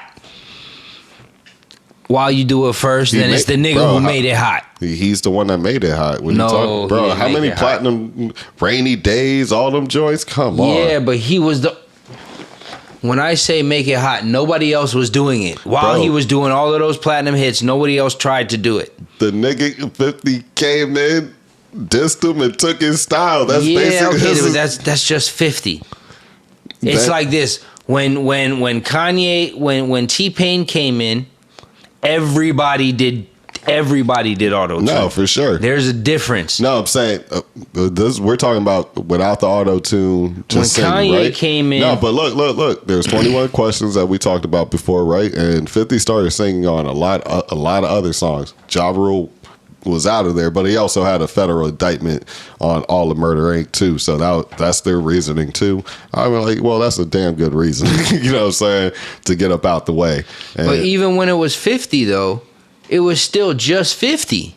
No, and then there was a moment where Snoop started kicking in too, and started singing his shit too. But Snoop is a legacy act, bro. Like, oh, you're talking about newer artists just coming in and singing? No, it. Then there was the T-Pain, and then everybody started doing that. Drake came in. But T-Pain was a singer. You get what I'm saying? T-Pain was a singer. He wasn't really rapping. Literally his first album called Rapper Turn Singer. You know what I'm saying? So he came from the school of, of doing that. He just, in that first one, he's like, okay, I'm going to give you traditional singing with this style that I have, and this. Then Kanye took it, and then Drake took it. Wayne also had the blessing. Yeah, Kanye and Drake and Wayne. And then guess who signs Drake? Wayne signs him. You know what I'm saying? Under that umbrella, so he's already doing the T-Pain and T-Wayne singing shit. Drake leans in on that, does that plus raps. It was perfect timing. I just think there was a huge domino effect of everything. Personally, you know what I mean? I think of course Drake literally made it popular. Like it's to where everybody started. And I'll never deny that. I'm just saying, Ja Rule made hella money doing that shit. Yeah, 50, he made hella money. Like, they were the only niggas in their era doing it. That's it's like, yeah, because every time it always takes a little while. Steph Curry was like the only person shooting from far before, and then there was Gilbert Arenas before that, but there wasn't too many people just jacking up shots from that far. You know, Marbury was too, but he didn't make it hot. That's what I'm saying. Like, Gilbert was doing it too, but he didn't make it hot. He kind of did make it a little bit hotter. I ain't gonna lie. Like, when he was doing it, it was just him. That's what I'm saying. And then it was just Steph, and then Steph kept doing it, and then everybody was like, well, damn, you know what? And plus he won with that too. That's what I mean. There's a huge thing. Gilbert was doing it, but he didn't make it hot. Steph made it hot.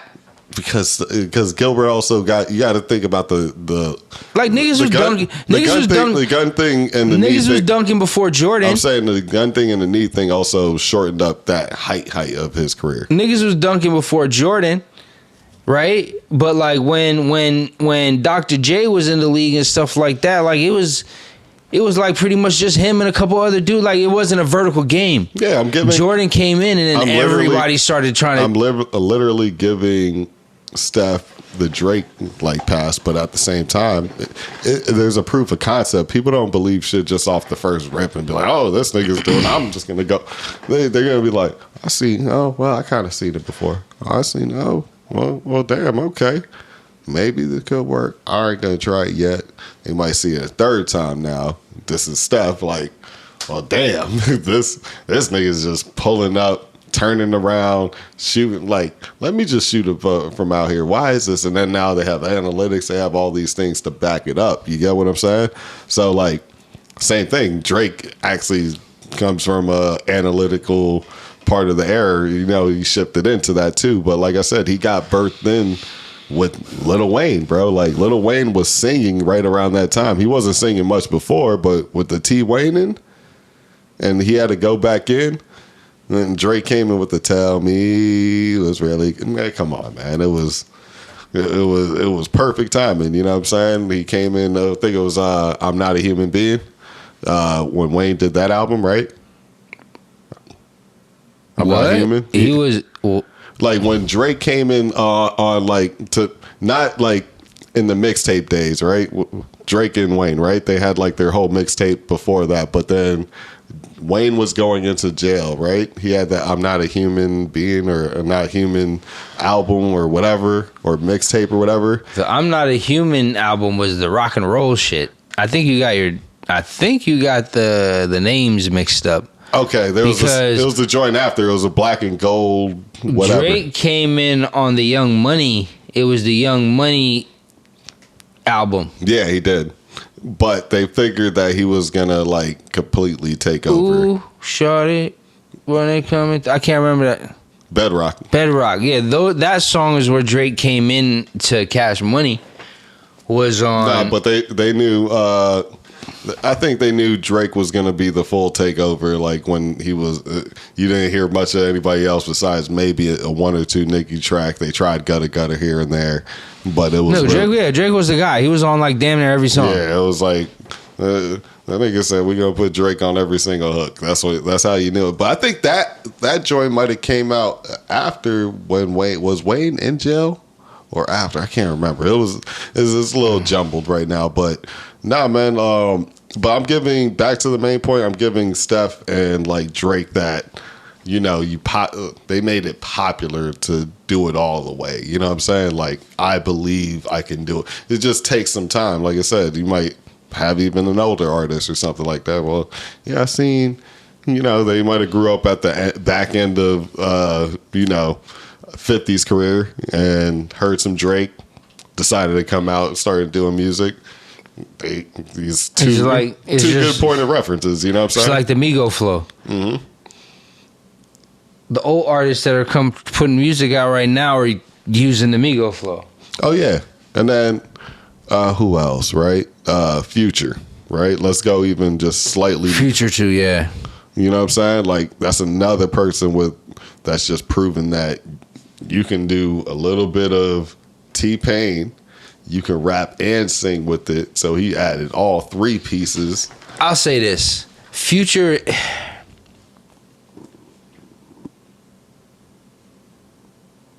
If Drake is rated R, Future's NC-17. Nah, for sure.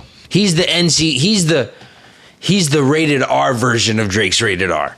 It's like if there were stages of rated R, I agree. It's like Future was like, all right, Drake's talking about this regular life shit. Mm-hmm.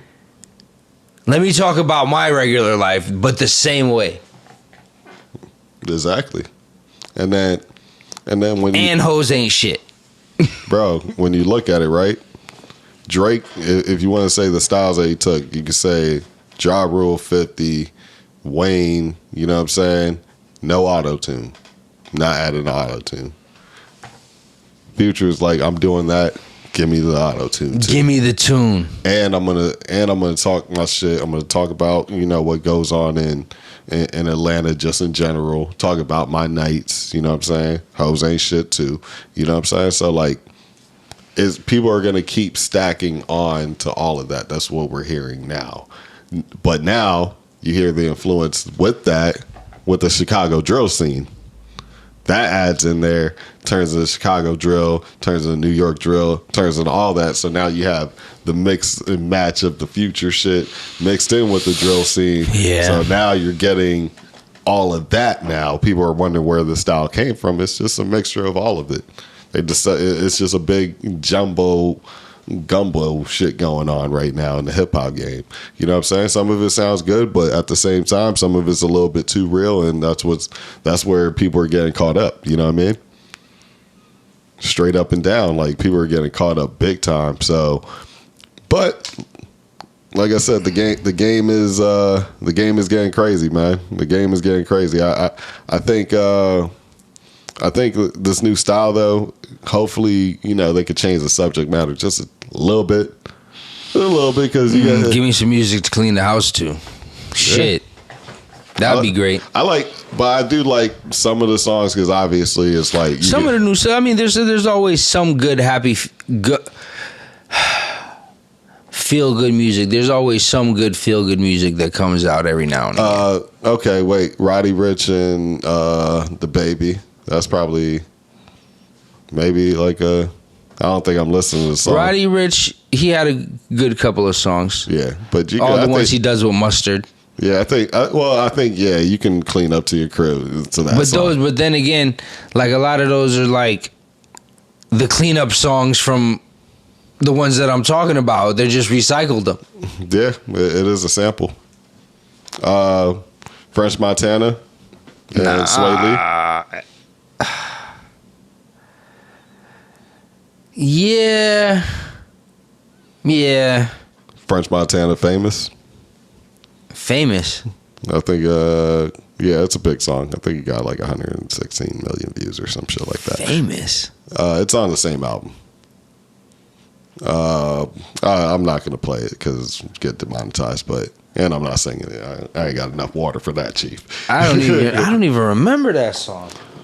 Yeah, I think it's something about his grandma or something like that. Didn't want him to be famous or something like that. He'll get too popular and leave out. Nah, I don't remember that song off the top of my head, but it's late, and my memory ain't the same as it used to be. Oh, that's how it goes, man. Lil Uzi Vert, life, how life goes. Oh shit! Speaking of Uzi, man, he went like, I don't know if it was a joke or not, but I was reading somewhere that he went like non-binary and he's a they them now instead of he him. He changed his pronouns to they them. Sounds like a pacemaker, but what? They them, him, her, and you. The Brat lyrics. That's what it kind of sounds like now. You know what I'm saying? Like, not to clown on it, but I don't get it. You know what I mean? He has a girlfriend named JT. What is she saying about all that? I don't know. She calling him that? I try not to delve any. They don't like it when we talk about it, so I try not to delve deep. Not us, just people in general. That's not of their ilk. So I try not to delve deep into things of that matter. I just thought it was, since you brought up Little Uzi, it kind of. I mean, honestly, at the end of the day, we're all human. Like, that's been proven so far. You know what I'm saying? So, are we though? That's what. If there's gonna be one label, you know what I mean? Like, it's like there's gonna be. I'll give it that. It's like those sayings, like, "Hey, man, money doesn't grow on trees." Doesn't it though? It does. No, I'm just saying, we're like, just like this, right? There's a category of, hey, you have two dogs, right? They're two different dogs, but what do you call them? Dogs, right? It's just that simple. Sometimes, you know what I'm saying? Like, now, if you want to go that deep, like, yo, this pit bull has this papers, and this dog has this papers, and this dog don't do shit, and this dog does shit, and this little ankle biter does, you know what I'm saying? Like, there's so many different species of this same thing, but at the end of the day, you're going to call a fucking fish a fish, a dolphin's a dolphin. Yeah, you're going to call that something specific and certain things. Octopus is a fucking octopus. We don't really know exactly right off the top. All that shit seafood. All the little breakdowns. All we'll that never shit know. seafood, You feel goddamn me? it. So, just like human, it's hue. There's different hues of us, you know what I'm saying? And we're some form of a man, you know what I'm saying? Whether it's woman or man. It's just what it is, man. So yeah, man, like when I be saying that, yeah, man, we're technically, I think we're all humans. You know what I mean? Yo. I think I actually, funny story, dog, I think I created a monster. And what do you mean? Not talking about, like, is it serious right here? Because I was about to crack like mad jokes, but go ahead. Nah, like, I think I created a monster for real. Like, I got my girl interested in video games, and she's like, expensive games or video games, just video games, okay, like cheap PS5 games, shit like that. You let her, you showed her the PS5 menu. Yeah, mistake. So like now. We played it like the same game that like you can play on the PS5 and on your phone, right? So now there's like, she's getting ahead of me in the game. Soon you can't she's even asking do me about. She's asking me about stuff, and it's just like, yo, like, so you can get even further ahead of me? Like, hell nah! Like, what you got going? What you got going on? So now it's like this little competition. She doesn't know about it yet, but there's like this little competition. I need to get where she is for sure. I need to get beyond her. I need to probably bleach for 48 hours straight just playing the game. Like, yeah, I'm God mode. I'm OP. Don't let the game be able to play offline. It's a wrap. Oh my God. No, I think you need online. But like, yeah, she's definitely ahead in the story section. Like, way ahead. It's like, yeah, I already got my my fifth sword already. Yeah, bro. And I think I made a mistake. Like, I was like, yo, have you upgraded your weapon? Any of your weapons yet? She's like, yeah. And I see the level that she is, and I'm like, why is she only like level? Her weapons are like level like it was like either 7 or 11. And I was like, yo, let me see if you have the same options on your phone as it is on the PlayStation. So I go and check, and she got the same options. She's doing like there's a drop down menu when you go to expand them. I'm sorry, I'm geeking out, but fuck it. Most of y'all niggas play video games anyway, so y'all know what the fuck I'm talking about. Mm-hmm. There's a drop down menu, and it was like 1-star items, 2-star items, 3-star items, and above. I mean, and below, right? Yeah. I put it on 3-star items, and I was like, yo, just hit the auto ad real quick. She jumped up from like level 7 to level 47. That's how farther she is than me. My strongest sword is like 14. I was like, what the fuck? What if she's been low-key farming this whole time? I don't think you could farm in that game. As far as I've played so far, I mean... Just fight everything. Yeah, but she's just doing a story. Oh, okay. I farm. I was... You know me, I do everything on the side before I even hit the story. That's a fact. So I'm thinking like, all right, before I even hit the first boss, I'm like, I'm level like 20. Boss is like level 5. Nah, that's like by the time I'm done playing most games, it's usually a walkthrough. Yeah, I remember the last God of War was just like that. Like I did all the side missions, and I was like, damn, did I beat the game? And then I was like, oh shit, there's still the story. And I did the story. The story took me 15 minutes, bro, because I did everything. Just going through cutscene real quick. Bro, yeah, it was just like I went to go do missions that I had already beat. Oh, yeah. So you're basically on plus mode. Yeah, because like I guess kind of God of War is like quasi open world, but not really. So like you're floating around, you know, you're doing this boat stuff, and then you run into a mission that's, you know what I mean, but you haven't run into it yet. So now when you go do the story, it's like, oh, you got to go do this, but you already did it. Damn. So now it just jumps to the next thing. It's like, hey, walk over here now. It's like, all right, now I got to walk over here. Put this here. It's like, all right. Then you put that there.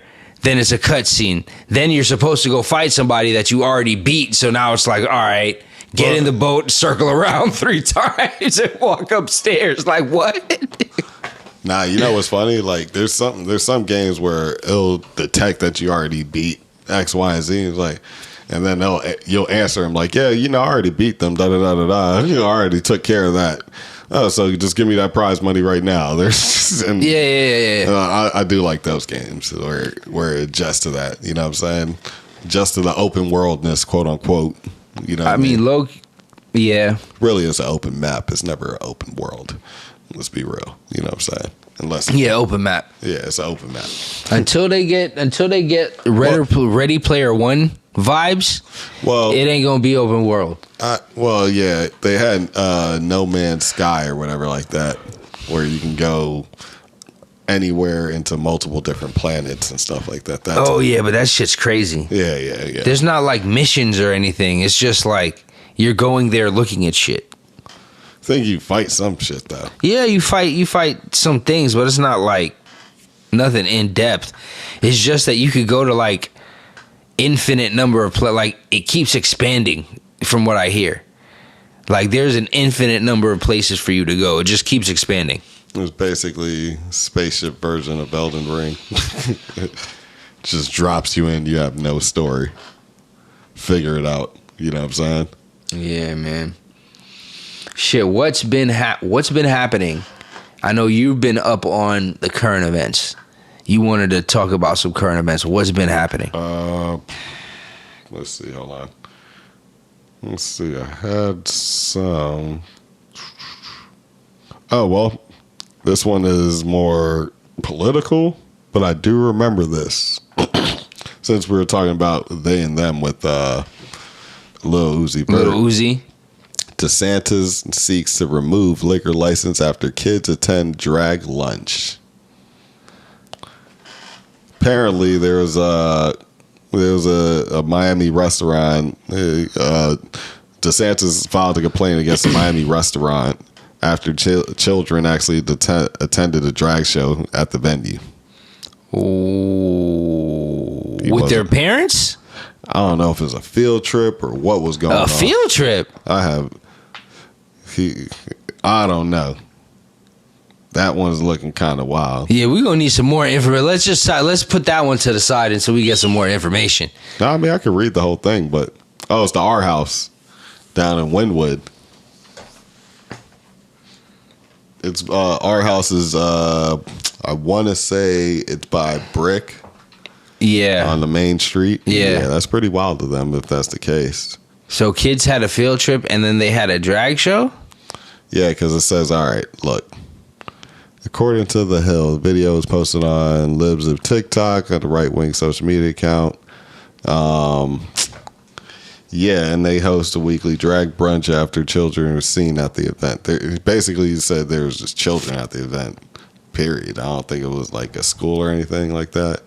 Said, in the complaint obtained by news organizations, DeSantis alleged our house violated state law and cited a 1947 state Supreme Court ruling that men impersonating women is suggested and indecent fashion as a public nuisance.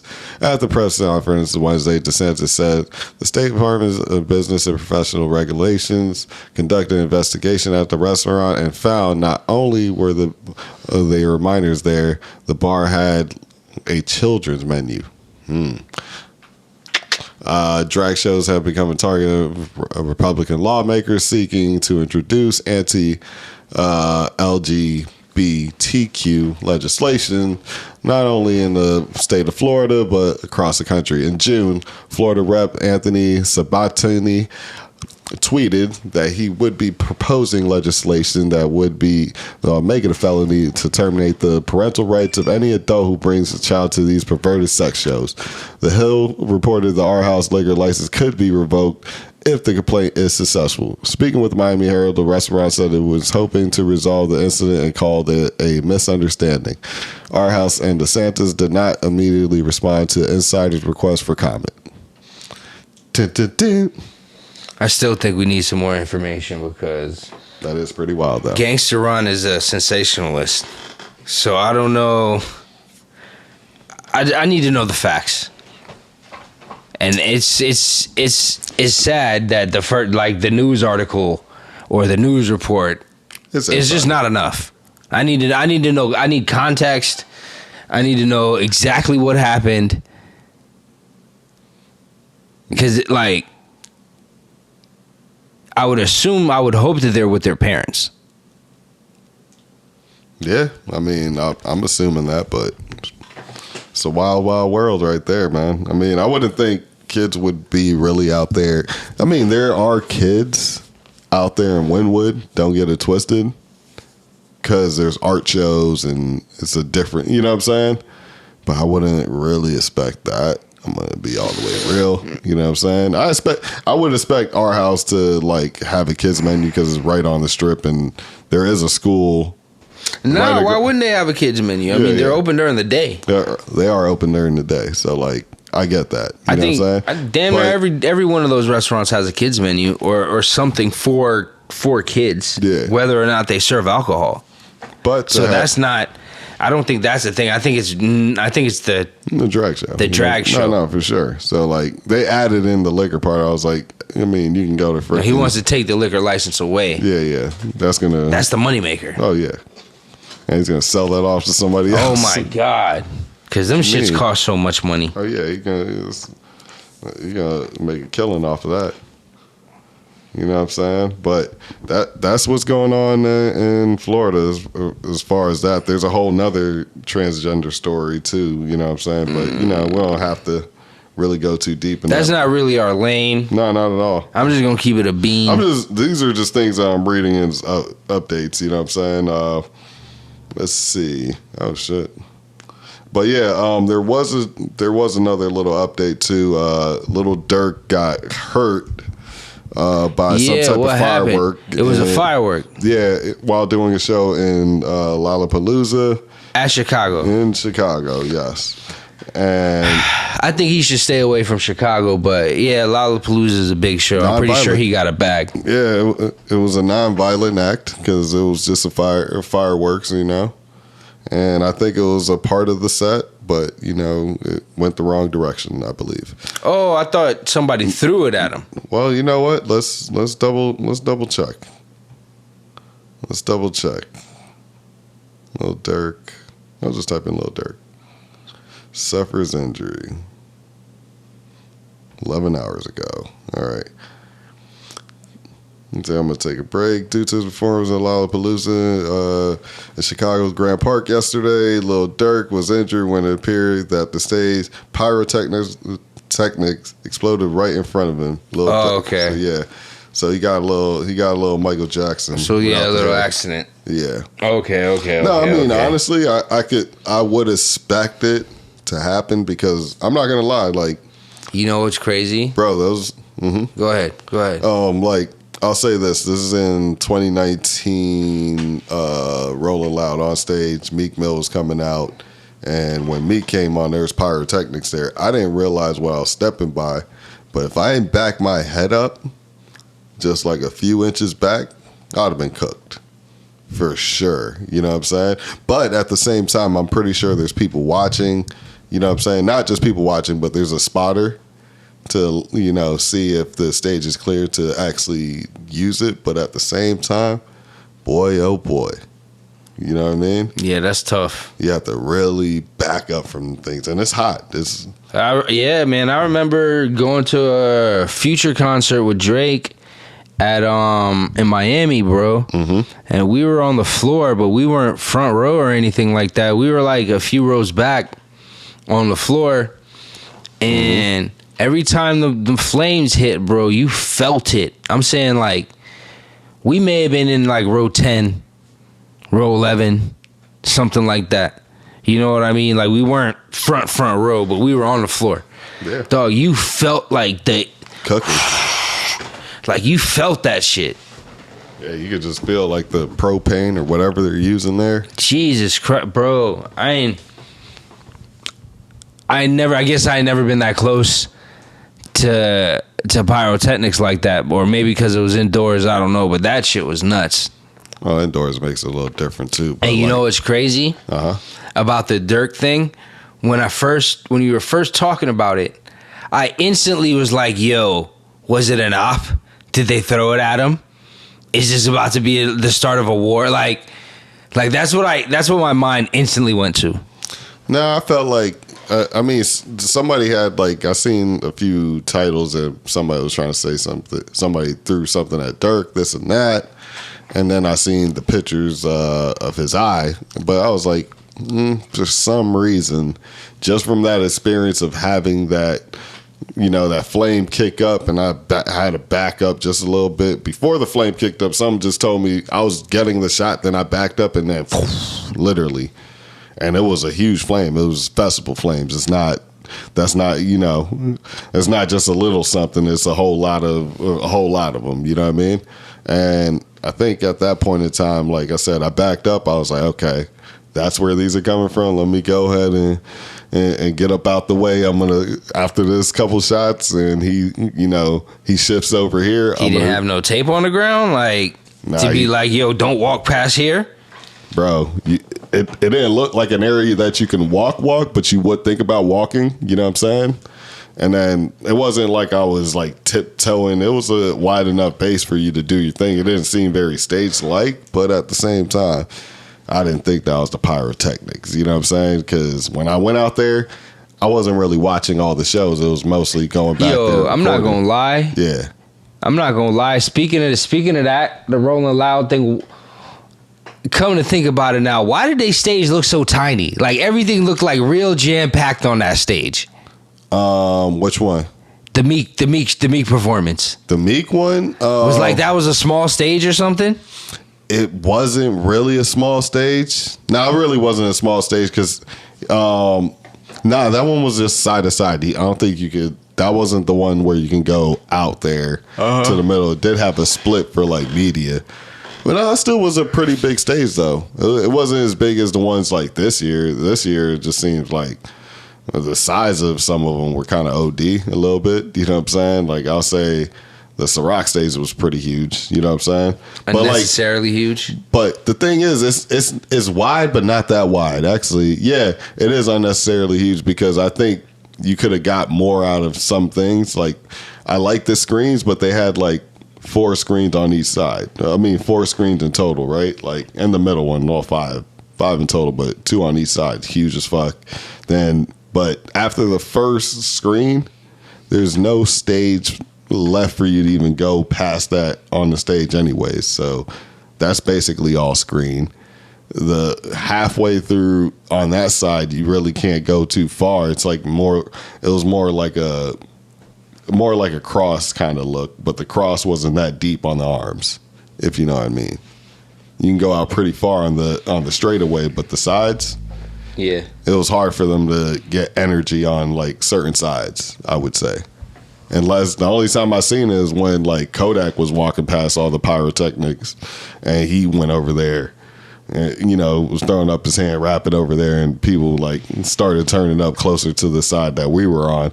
The other side was like, everybody kept saying, oh yeah, the left side's hit. And I was like, well, yeah, it's because y'all motherfuckers can't even really come down there, down here and show them energy. It's like, it's kind of set up for you to go do this L shape rather than a full T. So there's that, and yeah, it was kind of small though. It was kind of small by comparison to this year, but overall, it still was a big stage. It still was. There was a whole lot of people there too.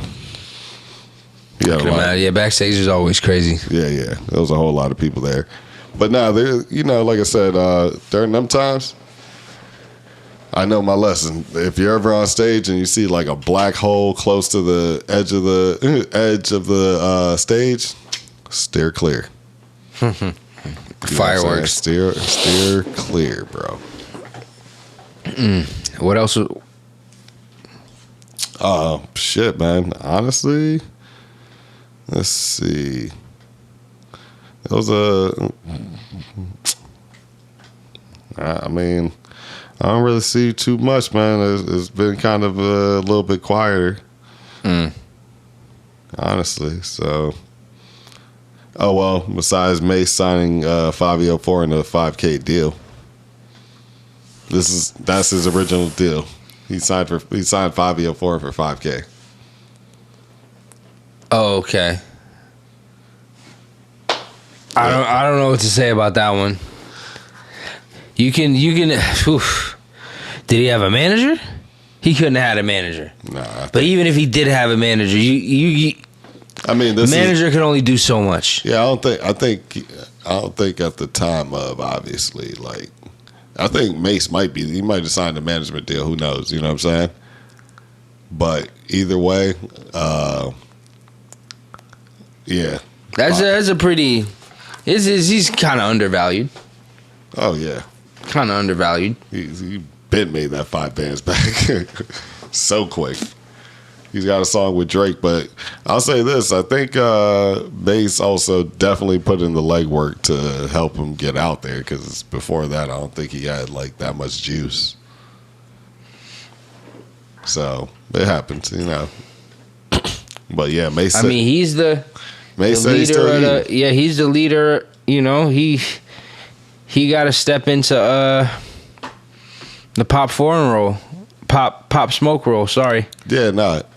For one, he got to step in there. 2, not only did he got to step in there, before that, I'll say Mace probably got a lot of, you know, he got probably the Angie Martinez, the Funk Flex, you know, people to really go, yeah, you can come on the platform and talk and da-da-da-da-da. Look, you know, certain publicists type of shit. You know what I'm saying? Like, yeah, he might not get him the freshest. Who knows? He might have got him the Cardi B joint too. You know what I'm saying? That's very possible. Maybe. Because, like, I remember running into Mace a few times in the industry, and he, like, when he stopped recording, I was assuming that if anything, he's just trying to figure out what he wants to do, and he just said Diddy 2.0. So said, take that deal, take that. But I mean, like I said, you can't. I mean, obviously he could try to give him more, but at the same time, I don't think Mace, like, if you're hot. Mace probably didn't have. I don't think Mace at that point in time was just swimming in massive dough to give you like a $50K, $500K deal. Yeah, not nothing liquid. Yeah, not just liquid like that. He probably just more. I just hope he didn't sign his pub away. Yeah. I'm hoping that's not the case. I'm hoping it's just, some type of his mechanicals, nothing, some type of splits or whatever like that for a few albums and call it a day. Yeah, but again, man, you can't. As a manager, you can't tell a artist. You can't tell an artist what to do. You could only suggest. Yeah. I remember one of the artists we were working with. I flat out said on a phone call, like, "Yeah, I wouldn't sign this deal." Hey, it happens. My professional opinion. But you know what they did, though, right? Oh, of course. But that's, like I said, you can't make choices for them. You know what I mean? Or anybody. At the end of the day, you could say, "Hey, here's the evidence of the case," right? Yeah. And that's it. At the end of the day. Yeah. Shit, speaking of the end of the day, Brittney Griner. Oh, yeah. Yeah, Brittney Griner's out here. Trump was basically got in on the whole Brittney Griner update. He was saying that what you were kind of on in the beginning. What? Yeah, like what the hell is she doing over there getting loaded up and this and that? He's like, but I think personally, Trump is always going to go on the opposite side of whatever Biden's doing.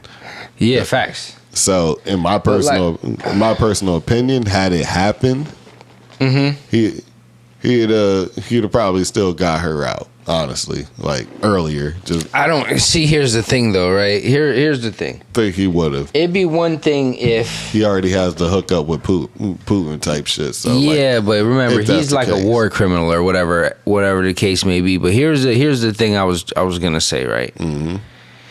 Is one thing if they had her falsely imprisoned and this, that, and the third, right? But like, she had it. Yeah, that's what he's saying. Yeah. Right? She had it and she got caught. Mm-hmm. Right? And I know her family wants her home and this, that, and the third, but like, this is kind of what happens. You remember to that kid that like either he was pissing in Singapore on the road, or I can't remember what he was, but that white boy, and they sentenced him to get caned.